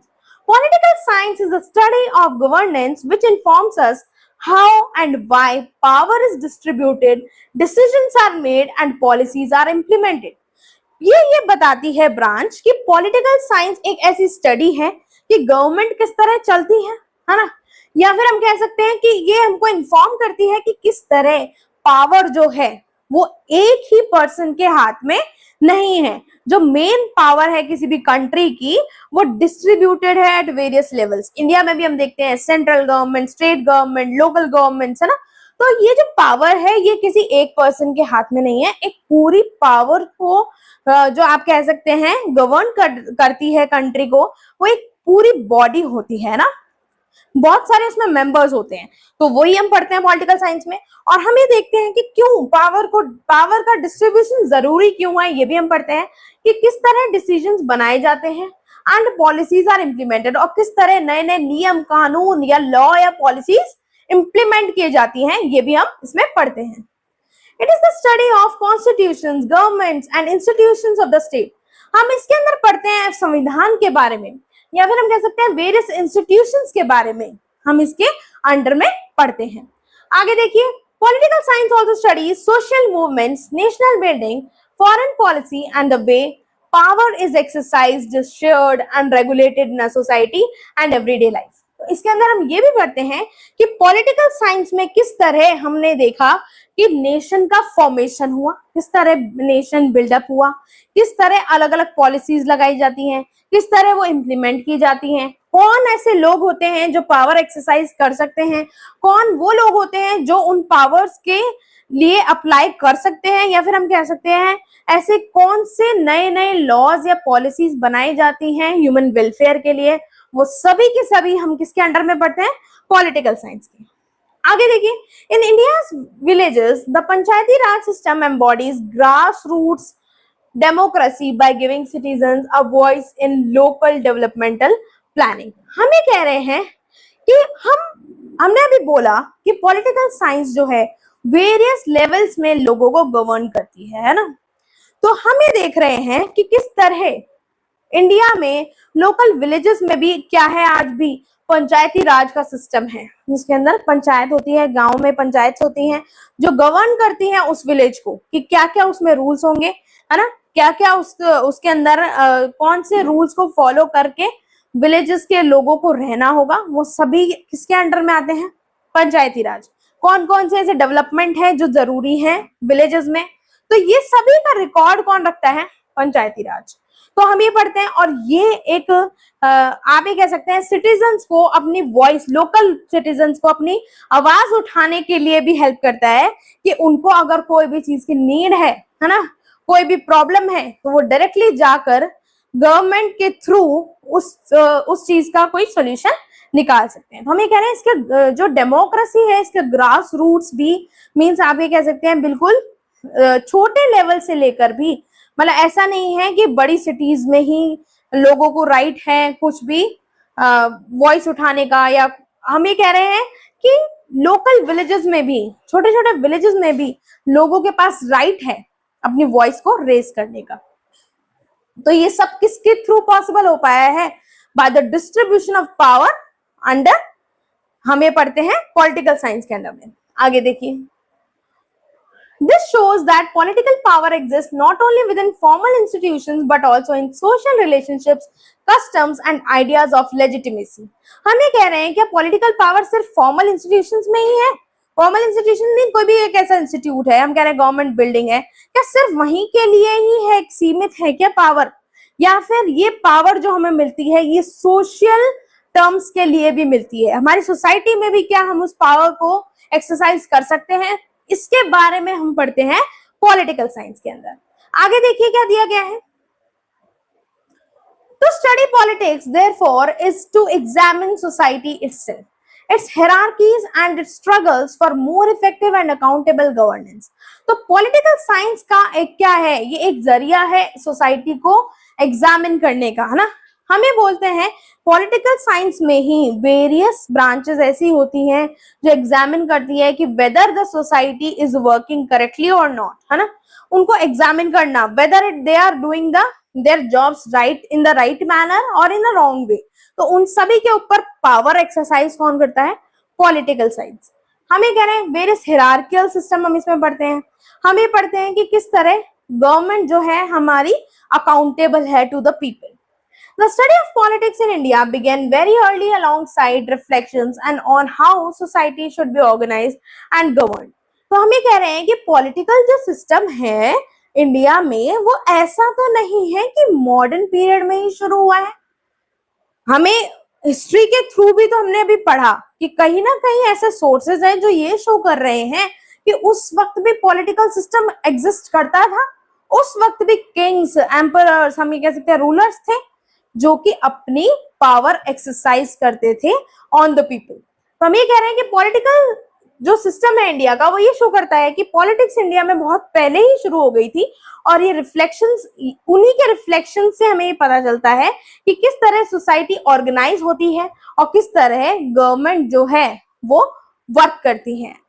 आगे हम देखेंगे politics was not treated as a separate discipline but was closely linked to the ideas of dharma, moral duty, या फिर हम कहते हैं artha, economic wellbeing and raj dharma, the duties of the rulers. तो हम ये कह रहे हैं पहले के समय क्या हुआ करता था, पॉलिटिक्स को एक अलग सेपरेट डिसिप्लिन के थ्रू ट्रीट नहीं किया जाता था।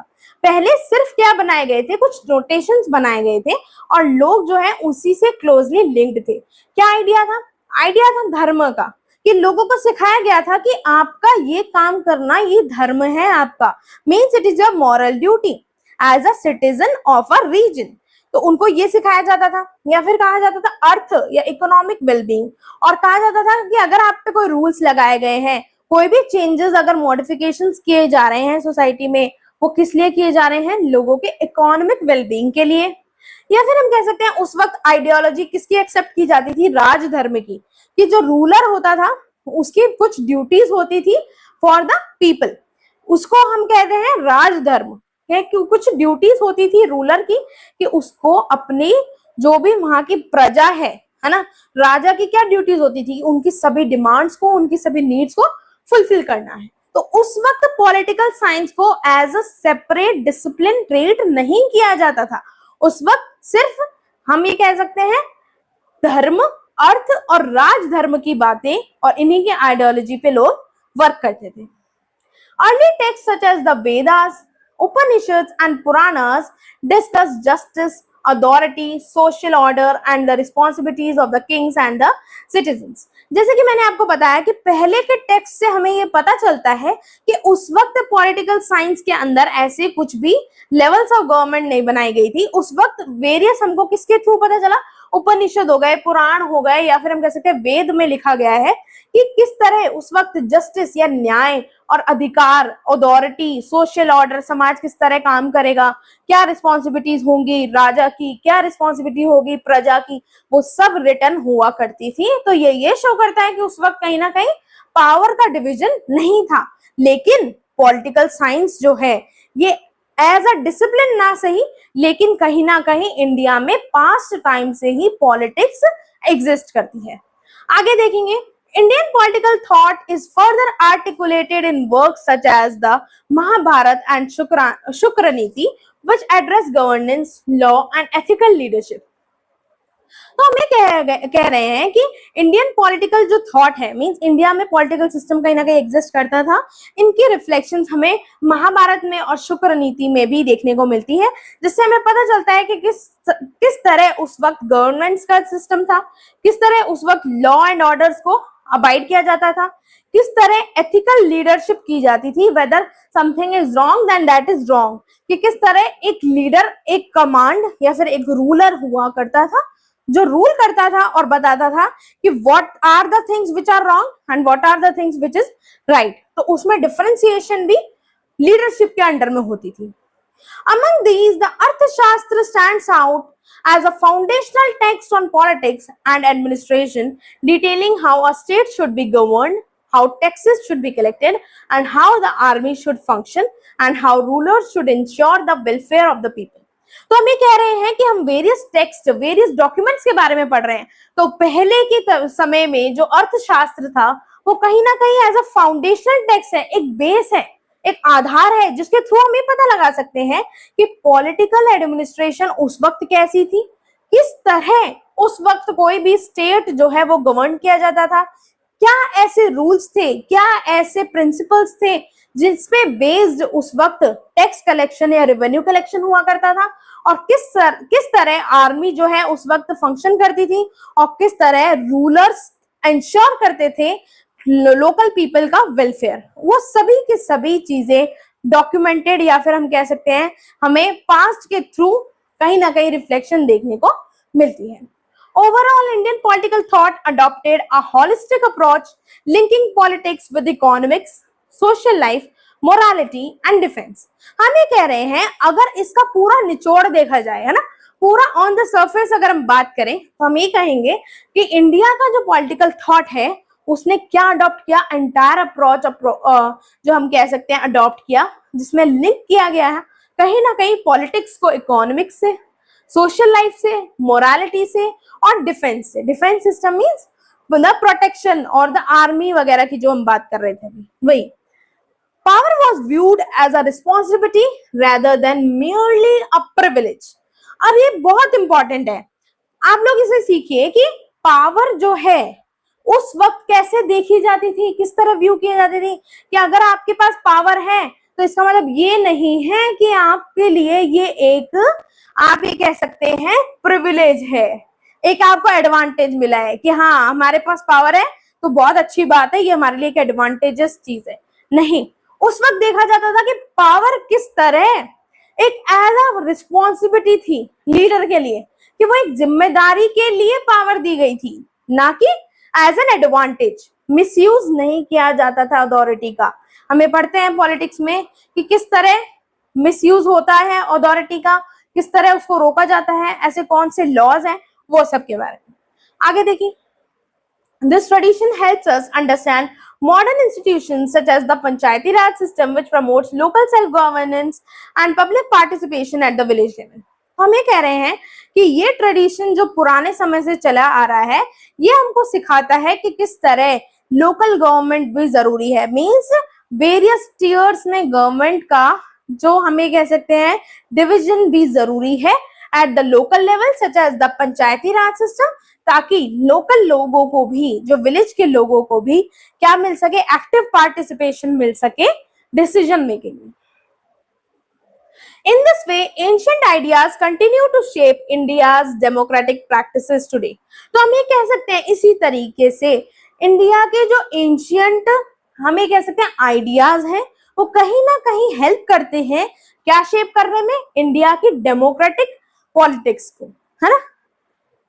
Over the next 2 years, you will study major contemporary concepts and practices in political science, including democracy, elections, authority, civil society, governance and public policy, and national security and its challenges.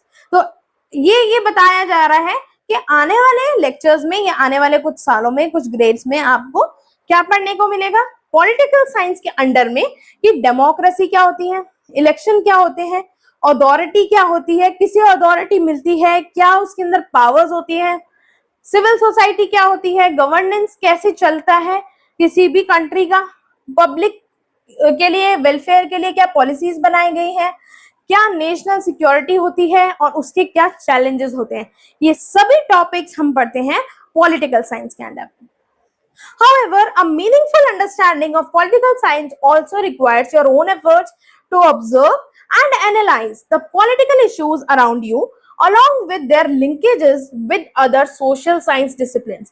तो हम ये कह रहे हैं, अगर आपको meaningful तरीके से, है ना, इन डेप्थ अगर आपको पढ़ना है पॉलिटिकल साइंस, तो आपको एफर्ट्स करने होंगे, आसपास की सराउंडिंग्स को प्रॉपरली ऑब्जर्व करना होगा, देखना होगा कि क्या कोई पॉलिटिकल इशू है, अगर है तो उसको कैसे ठीक किया जा सकता है, और along with their linkages with other social science discipline, और उनका क्या दूसरी सोशल साइंस की जो डिसिप्लिन जो हमने पढ़े थे, हिस्ट्री, है ना, ज्योग्राफी, उनसे क्या कनेक्शन है, वो भी हमको साथ में लेकर चलना पड़ेगा, और सोसाइटी के वेलफेयर को ध्यान में रखते हुए हमें डिसीजंस लेने पड़ेंगे।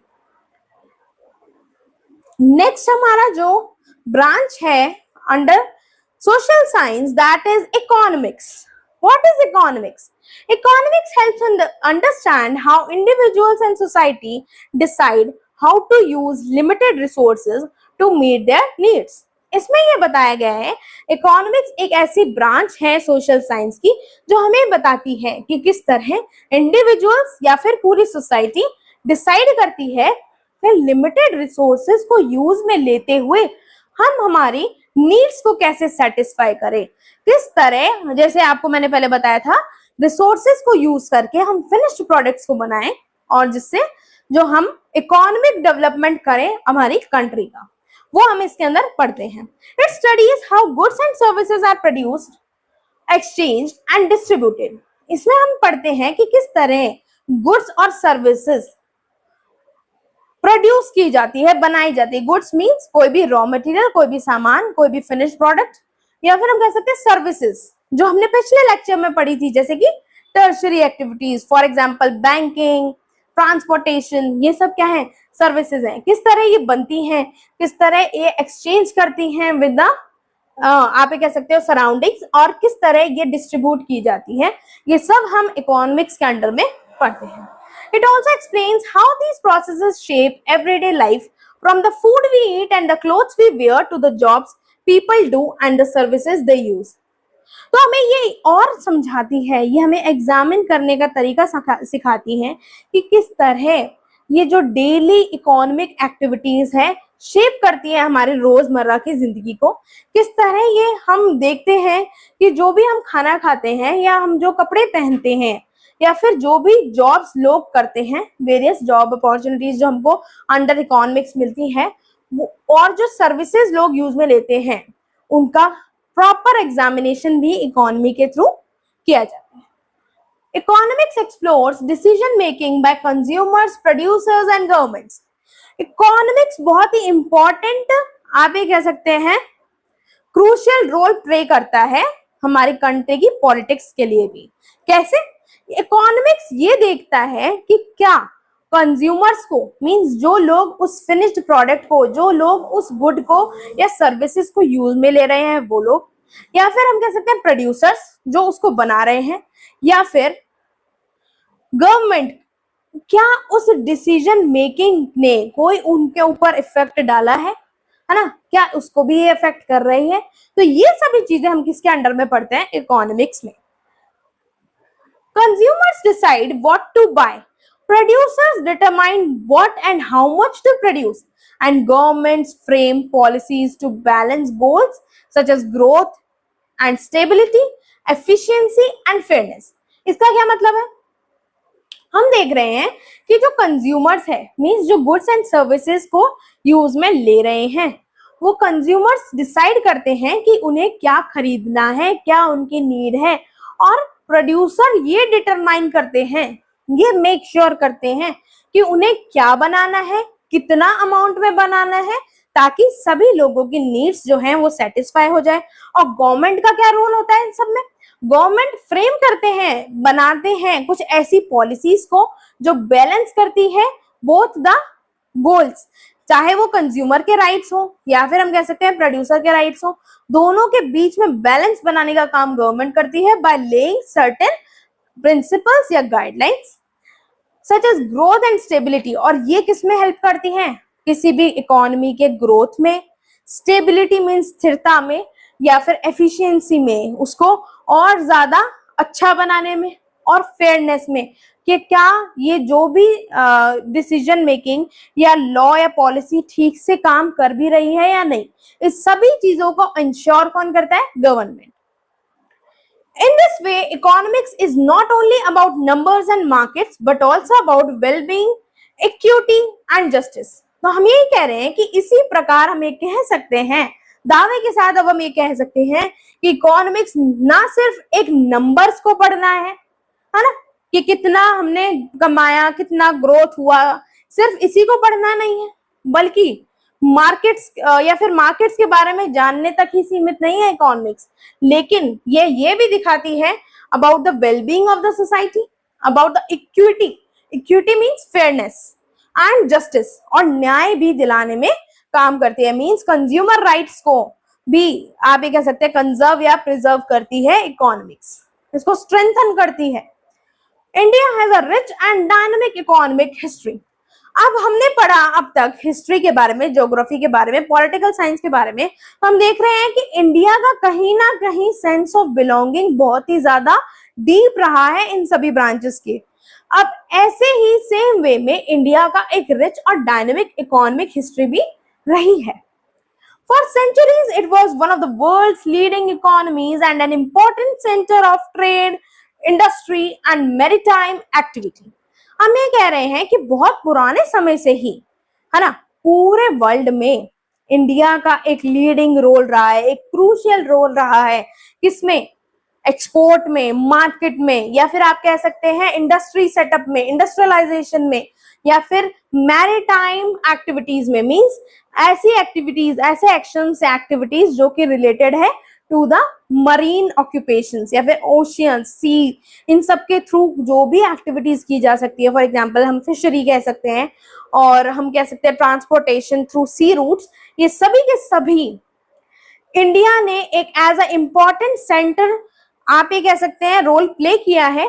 इंडिया का ट्रेड काफी अच्छा रहा दूसरी कंट्रीज के साथ, इंडस्ट्री सेटअप बहुत अच्छा था इंडिया का, या फिर हम कह सकते हैं मैरीटाइम एक्टिविटी में भी इंडिया ने काफी ज्यादा एक्सप्लोर किया है। Colonial rule disturbed this progress. अब हमने देखा था कि हमें ये पता है हिस्ट्री के थ्रू कि इंडिया में ऐसे काफी सारे रूलर्स आए जिन्होंने अपने रूल इस्टेब्लिश कर लिया इंडिया के ऊपर, है ना। तो काफी कॉलोनियल रूल होने के बाद क्या हुआ, इंडिया का जो ये इकोनॉमिक डेवलपमेंट था कहीं ना कहीं डिस्ट्रक्ट हो गया, चकनाचूर हो गया। क्या हुआ फिर? उसका प्रोग्रेस आप ये कह सकते हैं डिक्लाइन हो गया, resulting in wide spread poverty. अचानक से पूरी जगह क्या छा गई? पॉवर्टी, गरीबी छा गई। एक जगह जहां हम ये बात कर रहे हैं कि इंडिया एक बहुत ही वेल डेवलप्ड कंट्री थी, इसकी बहुत ही अच्छी इकोनॉमी थी, बहुत अच्छी ग्रोथ थी। दूसरी जगह हमने ये देखा कि कॉलोनियल रूल के आने के बाद इंडिया में पॉवर्टी इंक्रीज हो गई। रिकरेंट फेमाइन्स, बार बार कोई ना कोई फेमाइन आ जाती थी, या फिर आप ये कह सकते हैं कोई ना कोई नेचुरल कैलामिटी हो जाती थी। रिकरेंट मीन्स कंटिन्यूअस, बार बार अकाल पड़ता था। And the decline of traditional industries, और जो पौराणिक, जो पूरे पुराने समय से ऐतिहासिक जो इंडस्ट्रीज थी, मेनली आपने पढ़ा होगा हिस्ट्री में कहीं ना कहीं, इंडिया बहुत अच्छी कॉटन इंडस्ट्री थी, वीविंग इंडस्ट्री थी, है ना, इंडिगो प्रोडक्शन। तो ये सब जो ट्रेडिशनल काम जो इंडिया में किए जाते थे, इन सब की इंडस्ट्रियलाइजेशन में एक बहुत बड़ी गिरावट आई। After independence India began the task of rebuilding its economy. तो हुआ क्या, जब इंडिया आजाद हुआ, है ना, जैसे ही इंडिया इंडिपेंडेंट हुआ तो इंडिया ने इस पूरी जो गिरी हुई इकोनॉमी है, आप ये कह सकते हैं जो डिक्लाइंड इकोनॉमी है इंडिया की, इसको वापस से कहीं ना कहीं रीबिल्ड करना शुरू कर दिया। इन रीसेंट डिकेड्स, बीते कुछ सालों में, our country has made significant progress through improvements in infrastructure, expansion of education and technology, reduction in poverty and rising life expectancy. इसका क्या मीनिंग है? हमें देखते हैं कि बीते कुछ सालों में हमारे कंट्री ने इतना विकास किया, सिग्निफिकेंट मीन्स बहुत ही इंपॉर्टेंट, या फिर हम कह सकते हैं जो विजिबल हो, इजिली विजिबल मीन्स हमें दिख रहा है कि बदलाव हुआ है। बीते कुछ सालों में कुछ प्रोग्रेस हुई है, कुछ उन्नति हुई है इंडिया की थ्रू इंप्रूवमेंट्स इन इंफ्रास्ट्रक्चर। ये इंफ्रास्ट्रक्चरल डेवलपमेंट हुई है, बिल्डिंग या इंस्टीट्यूट्स का सेटअप हुआ है इंडिया में। एजुकेशन सिस्टम जो है बहुत ज्यादा स्ट्रांग हुआ है, और हम कह सकते हैं टेक्नोलॉजी बहुत ज्यादा डेवलप हुई है। पहले इतने ज्यादा मॉडर्न इक्विपमेंट्स या फिर आप कह सकते हैं मशीनरी नहीं हुआ करती थी बिफोर इंडिपेंडेंस, लेकिन इंडिपेंडेंस के बाद धीरे धीरे इंडिया ने काफी ज्यादा आप ये कह सकते हैं प्रोग्रेस करना शुरू कर दिया। रिडक्शन हो गई पॉवर्टी में, यानी कि जो गरीबी थी वो धीरे धीरे मिटना शुरू हो गई। इंडिया थोड़ी थोड़ी प्रॉस्पेरस बनने लगी, और आज हम देख रहे हैं कि इंडिया में प्रॉस्पेरिटी एक अच्छी लेवल पे है ना, इतनी ज्यादा पॉवर्टी नहीं है। एंड राइजिंग लाइफ एक्सपेक्टेंसी, पहले हम देख रहे थे कि किस तरह जब पॉवर्टी आ गई थी, अकाल पड़ते थे, फेमाइन्स आ जाया करती थी, तो खाने के लिए लोगों के पास जब कुछ नहीं होता था, तो आप ये कह सकते हैं डेथ रेट्स बढ़ गई थी उस वक्त। लेकिन अब लोगों की उम्र जो है वो बढ़ने लगी इंडिपेंडेंस के बाद। Yet, important challenges remain, particularly in increasing incomes and ensuring that the benefits of growth reach all sections of society. तो हम ये कह रहे हैं कि important challenge क्या रहता है हमारे पास, मेन मुद्दा क्या है, क्या हमारे पास चुनौती है हमारे सामने कि हमें इंक्रीज करना है इनकम को, है ना, और ये इंश्योर करना है, ये बात ध्यान में रखनी है कि जो उसका बेनिफिट है, जो फायदा है, वो ग्रोथ की तरफ हो, है ना, वो हमारी कंट्री के ग्रोथ में हेल्प करे, और सोसाइटी के सभी सेक्शंस उससे क्या हो, उससे उनको वेलफेयर मिले, है ना, उससे उनको एडवांटेज मिले। Economic development therefore remains a central national goal. हम ये कह सकते हैं इकोनॉमी में जो डेवलपमेंट जो हो रहा है, जो विकास हो रहा है, जो उन्नति हो रही है, वो कहीं ना कहीं सेंट्रल नेशनल गोल रहा है हमेशा से। सेंट्रल नेशनल गोल मीन्स पूरी इंडिया के लिए, है ना, एक ही स्तर पर एक सेंट्रलाइज्ड गोल रहा है सभी के लिए कि हमें इकोनॉमी को क्या करना है, डेवलप करना है। Understanding economics helps us recognise both achievements and challenges and encourages us to think about how resources can be used more wisely and fairly. हमें ये बता रहे हैं कि अगर हम इकोनॉमिक्स को ठीक से समझ पाते हैं, अंडरस्टैंड कर लेते हैं, तो हम क्या सीख पाएंगे, हम ये पता लगा पाएंगे कि हमारी अचीवमेंट क्या है, हमारे लिए क्या ऐसे चैलेंजेस हैं जो आने वाले समय में हमें पूरे करने हैं, और हमें ये एनकरेज करते हैं, मोटिवेट करते हैं ये सोचने पर कि कैसे हम हमारे जो रिसोर्सेज, हमें वाइड वैरायटी जो इंडिया में अवेलेबल है रिसोर्सेज, उनको किस तरह हम फेयरली और using the technology, human labour या ह्यूमन पावर, या आप ये कह सकते हैं ह्यूमन ब्रेन के थ्रू हम यूज कर सकते हैं इन टेक्नोलॉजीज का एक अच्छा कुछ भी रिजल्ट या आउटपुट देने के लिए। और उसको यूज कैसे करना है, wisely and Fairlie while ensuring sustainable growth. Sustainable growth क्या होती है, ऐसी ग्रोथ, सस्टेनेबल ग्रोथ मीन्स ऐसा विकास जिस विकास के होने से कभी भी रिसोर्सेस कम ना पड़े, ना तो प्रेजेंट में ना ही फ्यूचर जनरेशंस के लिए, है ना। सस्टेनेबल डेवलपमेंट हम ये कह सकते हैं एक इस तरीके की डेवलपमेंट जो हमारे प्रेजेंट नीड्स को तो फुलफिल करे ही करे, मीन्स आप ये कह सकते हैं वाइज यूज ऑफ रिसोर्सेस, है ना, प्रेजेंट नीड्स को फुलफिल करे और हार्म नहीं करे कि फ्यूचर जनरेशंस को भी वो जो रिसोर्सेज हैं वो अवेलेबल हो जाए। तो ये इंपॉर्टेंट है कि सस्टेनेबल ग्रोथ क्या होती है, a growth that meets present needs without harming the ability of future generation to meet theirs. Over the next 2 years you will study the foundation of the Indian economy. आने वाले 2 सालों में आप पढ़ेंगे foundation, the base जो है Indian economy का, markets कैसे बनती हैं, क्या किस तरह प्राइसेस डिसाइड किए जाते हैं, क्या फाइनेंशियल मैनेजमेंट करनी पड़ती है किसी भी कंट्री को, क्या एंटरप्रेन्योरशिप क्या होता है, इकोनॉमिक ग्रोथ क्या होती है, ग्रॉस डोमेस्टिक प्रोडक्ट जो हम कह रहे हैं जीडीपी किसी भी कंट्री का वो क्या होता है, इंटरनेशनल ट्रेड, ये सभी के सभी एस्पेक्ट्स हम आने वाले लेक्चर्स में या फिर हम कह सकते हैं उसमें हम एक इंट्रोडक्शन पढ़ेंगे, और आने वाली ग्रेड्स में, हायर ग्रेड्स में हम इनके बारे में डिटेल में पढ़ेंगे। एंड द यूनियन बजट, कि यूनियन बजट, एक कंट्री का बजट क्या होता है, इस तरह डिसाइड किया जाता है। These topics will help you understand how economic decisions affect individuals, communities and the nation as a whole. तो इससे हमें ये पता चलेगा कि किस तरह इकोनॉमी में एक छोटा सा बदलाव भी पूरी सोसाइटी को, पूरी कम्युनिटी को, या फिर हम कह सकते हैं पूरे इंडिया को एज अ होल कैसे अफेक्ट करती है। हमारा नेक्स्ट टॉपिक है why should we study social science. ये तो बहुत इंटरेस्टिंग टॉपिक है, isn't it?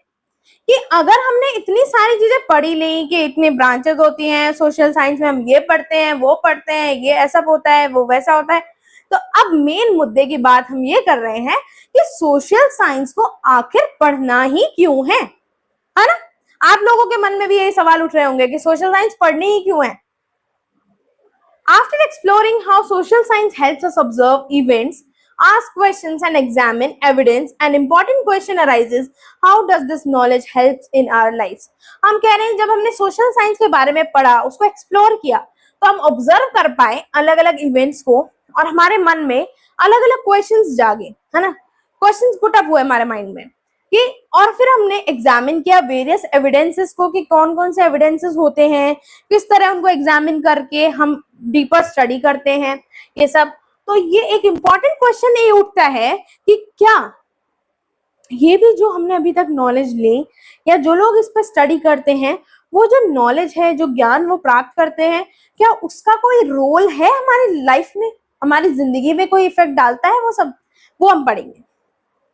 The house you live in, the water you use, the roads you travel on, the school you attend, the markets you visit, and even the digital spaces you use are a part of systems created and managed by society.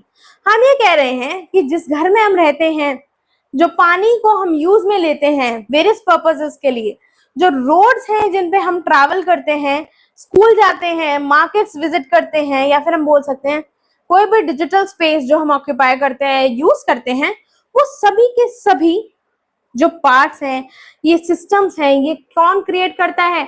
Society create करती है, और manage भी कौन करती है? Society. Social science helps us understand how these systems developed, how they function and how they affect different groups of people. तो social science का क्या रोल है, क्या इंपॉर्टेंस है, अगर आपसे कोई पूछे तो सोशल साइंस हम ये कह रहे हैं कि हमें मदद करता है ये समझने में कि किस तरह ये वेरियस सिस्टम्स जो हमारे डे टू डे लाइफ के हैं, वो किस तरह इफेक्ट होते हैं, किस तरह डेवलप होते हैं, किस तरह फंक्शनिंग की जाती है, और किस तरह अलग अलग जो लोग हैं, डिफरेंट डिफरेंट ग्रुप्स हैं, वो उस पर किस तरह अफेक्ट होते हैं, वो सब हम पढ़ते हैं। You also live among people who may speak different languages, follow diverse customs and practice varied occupations. आपने देखा होगा कि जहां आप रहते हैं, जिस एनवायरनमेंट में, जिस लोकेलिटी में आप रहते हैं, आपके सराउंडिंग्स में, आपने देखा होगा कि various groups of people exist करते हैं जो वेरियस कस्टम्स को फॉलो करते हैं, वेरियस ट्रेडिशंस को फॉलो करते हैं, डिफरेंट लैंग्वेजेस को यूज में लेते हैं। तो ये हम ये कह रहे हैं कि वेरिएशन जो है हमारे एनवायरनमेंट में, जो हमारी लोकेलिटी में, यही तो सब मेकअप कर रहा है। This all makes up a society. यही सब क्या बना रहा है? सोसाइटी का फॉर्मेशन कर रहा है। Why do such differences exist within the same country? अब सवाल ये उठता है कि अगर एक ही कंट्री है तो इतने सारे डिफरेंसेस क्यों? How do they continue over time? और समय के साथ साथ भी ये डिफरेंसेस कैसे आज भी चले आ रहे हैं? क्या लोगों को कोई आपस में प्रॉब्लम नहीं होती, है ना? किस तरीके से वो इतने डाइवर्स नेचर के होते हुए भी लोग इस एनवायरनमेंट में सस्टेन कर पा रहे हैं? ये सवाल पैदा होता है।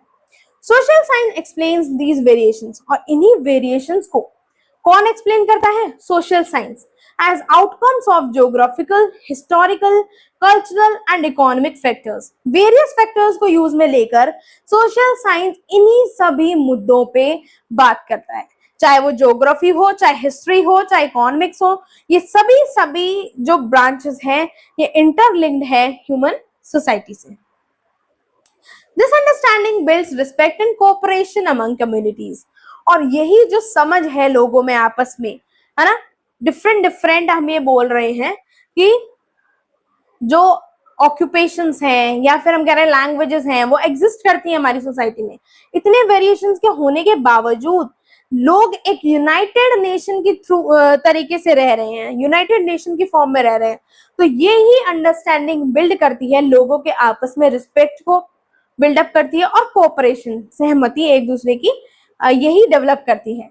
At the same time, it helps us recognize how Indian culture binds this diversity together through an underlying unity, fostering a sense of belonging and shared identity. तो हम ये देखते हैं कि साथ के साथ किस तरह सोशल साइंस जो है, जो इंडिया के कल्चर को, इंडिया का कल्चर जो है, हम ये कह रहे हैं कि किस तरह इतनी सारी जो डाइवर्सिटी हमको इंडिया में देखने को मिलती है, इतनी वास्ट डाइवर्सिटी जो देखने को मिलती है, उस सभी को बाइंड करके एक साथ लेकर चलती है कौन?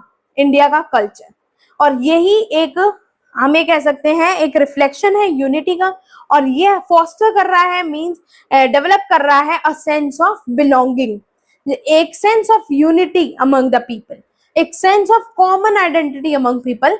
ये सभी के सभी चीजें किस वजह से पॉसिबल हो पा रही है? इंडिया के कल्चर की वजह से। In democratic society, citizen play an important role in public life.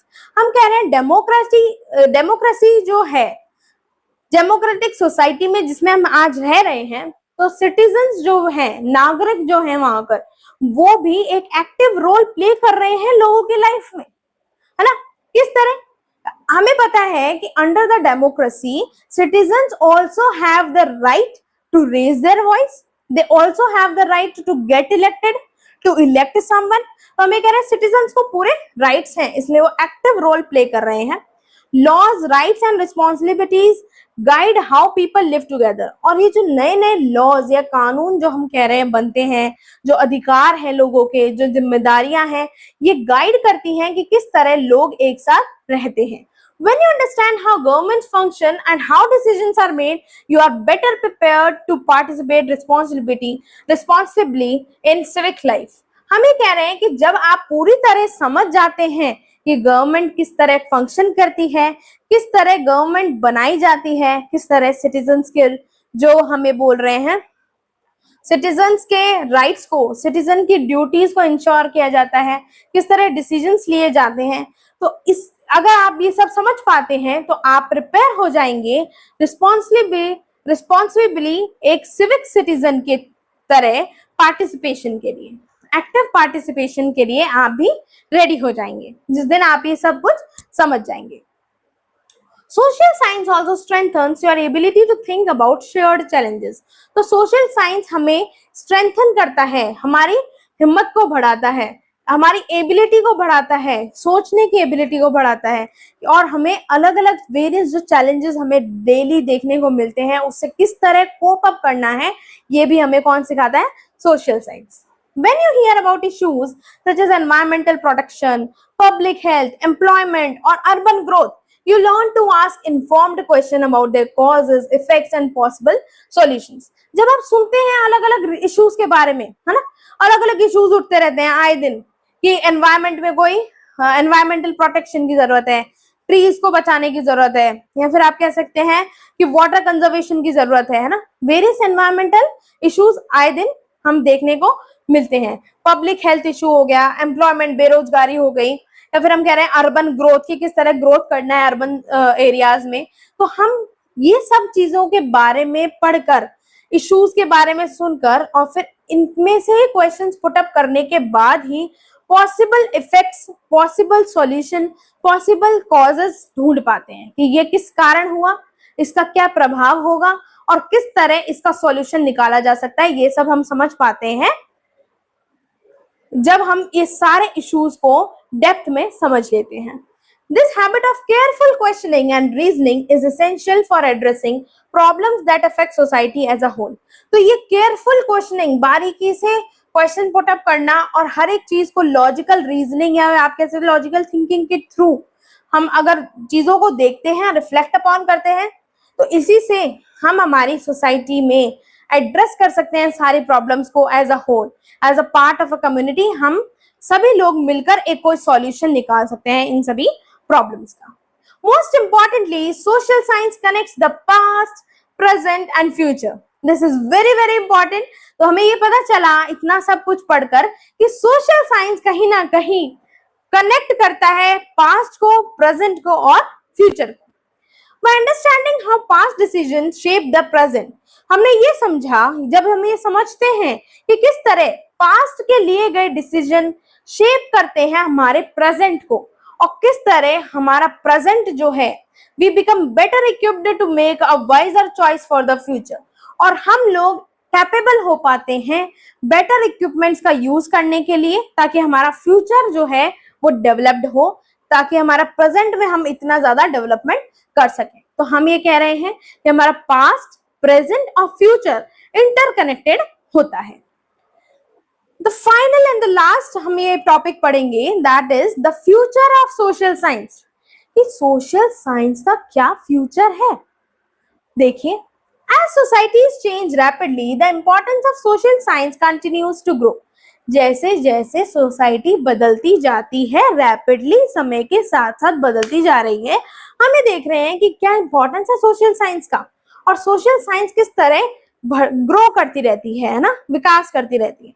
New technologies आती जाती हैं, नए नए टेक्नोलॉजी आए दिन डेवलप की जा रही है। एक्सपैंडिंग सिटीज जो है वो एक्सपैंड हो रही है। रूरल एरियाज कहीं ना कहीं आप ये कह सकते हैं टाउन्स की तरफ, और टाउन्स जो है वो अर्बन सिटीज की तरफ आप ये कह सकते हैं डेवलप हो रहे हैं टाइम टू टाइम।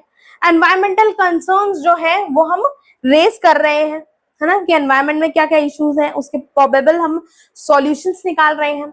माइग्रेशन की क्या वजह है कि लोगों को माइग्रेट करना पड़ रहा है, क्या वहां पर जॉब अपॉर्चुनिटीज नहीं है, तो ये सब हम देख पा रहे हैं। And global connections are reshaping how people live and interact, और जो ग्लोबल कनेक्शंस हमने पढ़े थे अर्थ पे हमने पढ़े थे कि किस तरह इंडिया के अलग अलग ग्लोबल कनेक्शंस हैं फ्रॉम द वेरियस कंट्रीज, वो भी हमारे फ्यूचर को या फिर हम कह सकते हैं हमारे प्रेजेंट डे इंटरैक्शंस को शेप करते हैं। Understanding these changes requires the same skills you have begun practicing in this chapter.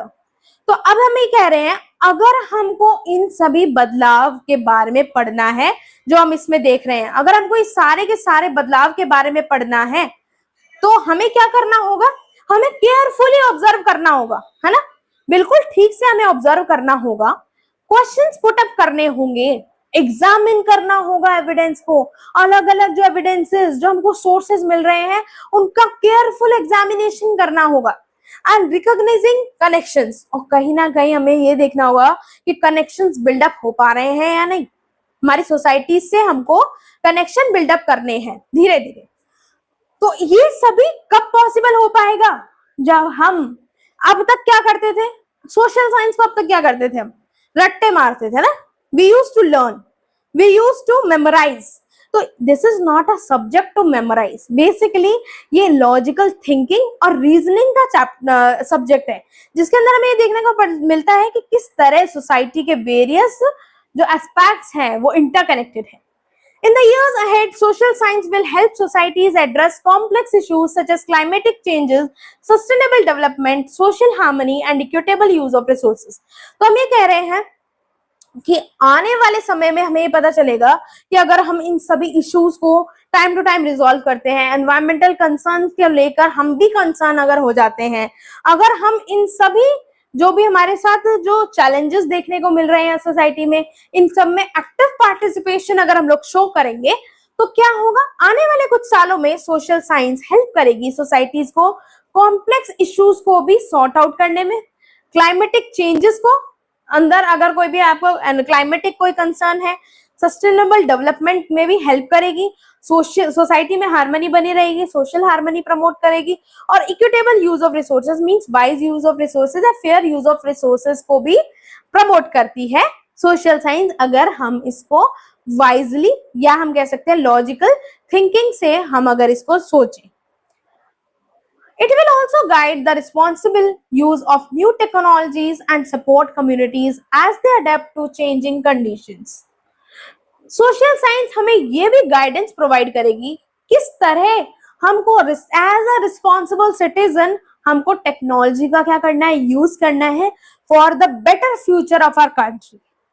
किस तरह हमको अलग अलग कम्युनिटीज को सपोर्ट करना है और उनको एक आप ये कह सकते हैं अडेप्ट करने के लिए, आपको चेंजिंग कंडीशन से अडेप्ट करने के लिए उनको कुछ ऐसे मेजर्स देने होंगे, है ना, आपको उनको कंपैटिबल बनाना होगा with the surroundings. Most importantly, social science prepares you not only to understand the world but also to take part in shaping it as informed and thoughtful citizens while strengthening national unity and keeping us rooted in a rich cultural tradition।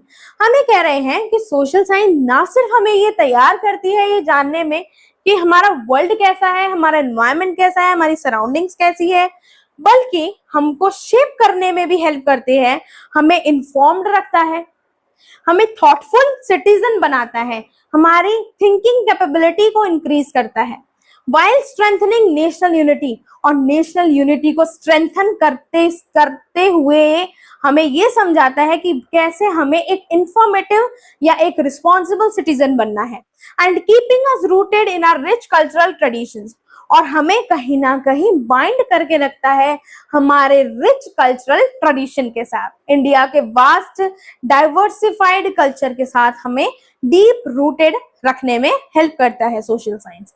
The study of social science is therefore a journey, ये एक सफर है, तो social science की पढ़ाई करना एक सफर है, from understanding how societies evolve, ये समझने से कि किस तरह सोसाइटीज बनी, किस तरह वो उनका फॉर्मेशन हुआ, to analysing how they function today, और ये चीज एनालाइज करना, ये चीज इंटरप्रेट करना, ये चीज को समझना कि कैसे वो सोसाइटी आज प्रेजेंट डे में फंक्शन कर पा रही है, to imagining how they can become better in the future, और हम ये इमेजिन कर सकते हैं सोशल साइंस को पढ़कर कि किस तरह हम प्रेजेंट डे कंडीशंस को इम्प्रूव करके बेटर फ्यूचर बना सकते हैं।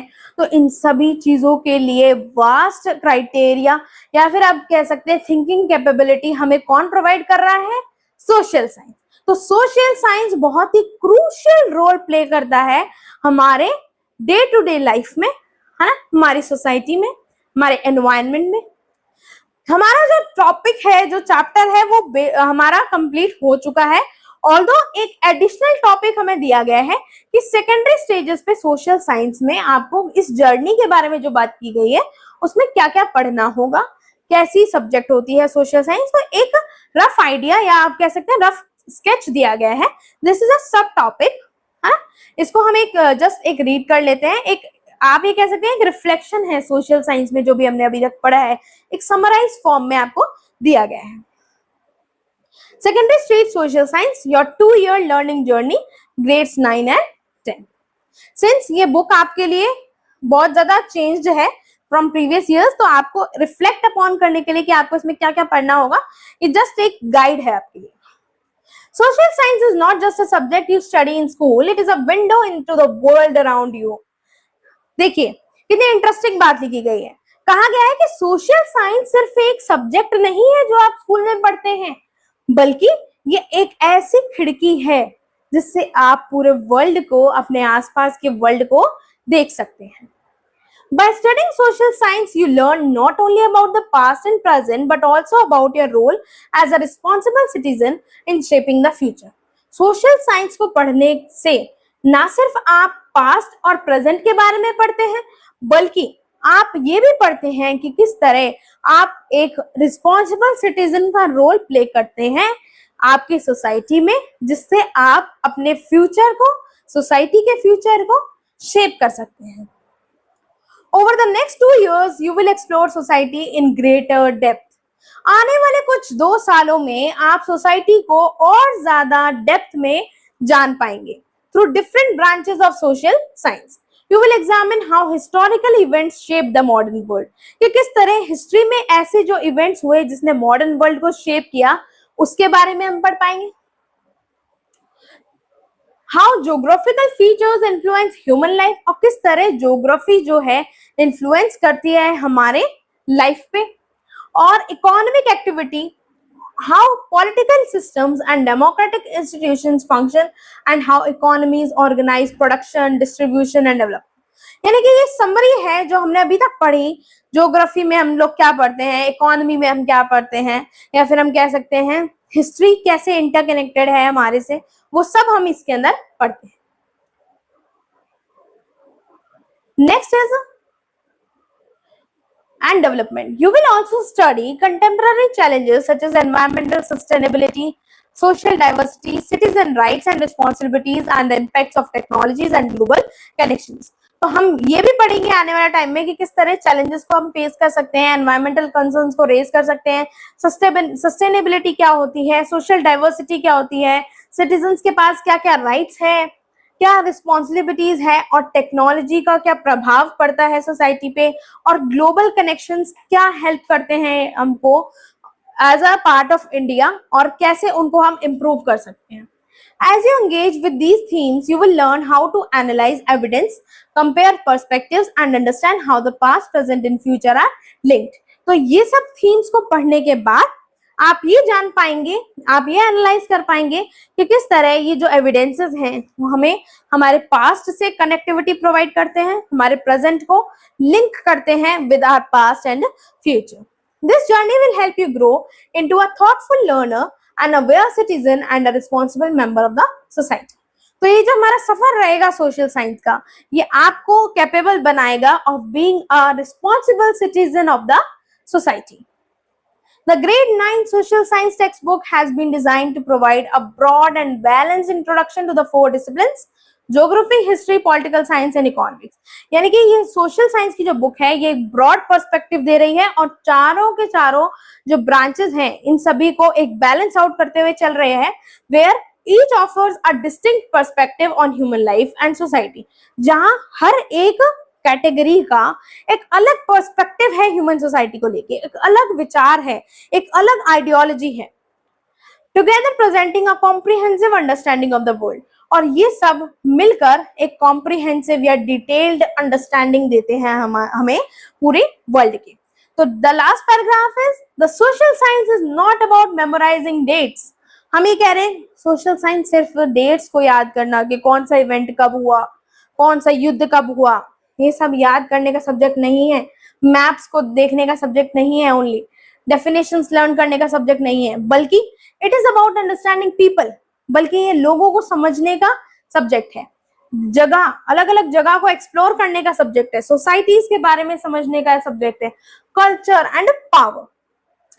It encourages you to learn from the past, analyze the present and imagine a better future. ये हमें एनकरेज करता है कि हम एनालाइज करें हमारे पास्ट को, हमारे प्रेजेंट के अंदर कुछ ऐसी टेक्नोलॉजी या ह्यूमन पावर को यूज में लेकर हम कुछ ऐसे चेंजेस करें जो कि बेटर अडेप्टेशन या फिर बेटर फैसिलिटीज हमें प्रोवाइड करेंगी फ्यूचर में। As you turn these pages, you will not only gain knowledge but also develop the ability to think independently and act responsibly. जैसे जैसे आप इस चैप्टर के इस बुक के जैसे जैसे पेजेस को आगे आगे टर्न करते चले जाएंगे, आप धीरे धीरे गेन करते जाएंगे नॉलेज को और डेवलप करेंगे एक ऐसी क्षमता, सोचने की क्षमता आपके अंदर डेवलप होगी, ताकि आप इंडिपेंडेंटली और एक रिस्पॉन्सिबल सिटीजन की तरह एक्ट कर पाए। We hope this book inspires you to reflect on the relationship between self and society. हम आशा करते हैं कि ये जो बुक है आप सभी स्टूडेंट्स को इंस्पायर करें और रिफ्लेक्ट करने में हेल्प करें between yourself and the society, means interdependence आपको समझाएं with the society, and to view the world with curiosity and empathy. और आपको कहीं ना कहीं ये प्रोवाइड करे एक आपको जानने की इच्छा हो वर्ल्ड को अच्छे से डीप अंडरस्टैंड करने की और वर्ल्ड को अच्छे से एक्सप्लोर करने की जो कैपेबिलिटी है वो आपके अंदर आ जाएगी। Let this journey help you grow not just as a student but as a responsible citizen of India and the world. So हम ये कह रहे हैं लेट अस प्रॉमिस कि हम इस जर्नी में ना सिर्फ इस सोशल साइंस के बुक को एज अ स्टूडेंट पढ़ेंगे, बल्कि हम इन सभी पॉइंट्स को लेते हुए चलेंगे as a responsible citizen of a country. तो इस चैप्टर में बस इतना ही है। आपको अगर ये लेक्चर समझ आया हो, अच्छे से आपको ये डिटेलिंग समझ में आ गई हो, तो आप जरूर इस वीडियो को लाइक करें, चैनल को सब्सक्राइब करें ये चैप्टर बस इतना ही है। लाइन बाय लाइन एक्सप्लेनेशन हमारी कंप्लीट हो गई है। आने वाले वीडियोस में आपको इसके ऊपर डिटेल्ड क्वेश्चन आंसर्स, एमसीक्यूज वगैरह प्रोवाइड किए जाएंगे। Thank you so much for watching.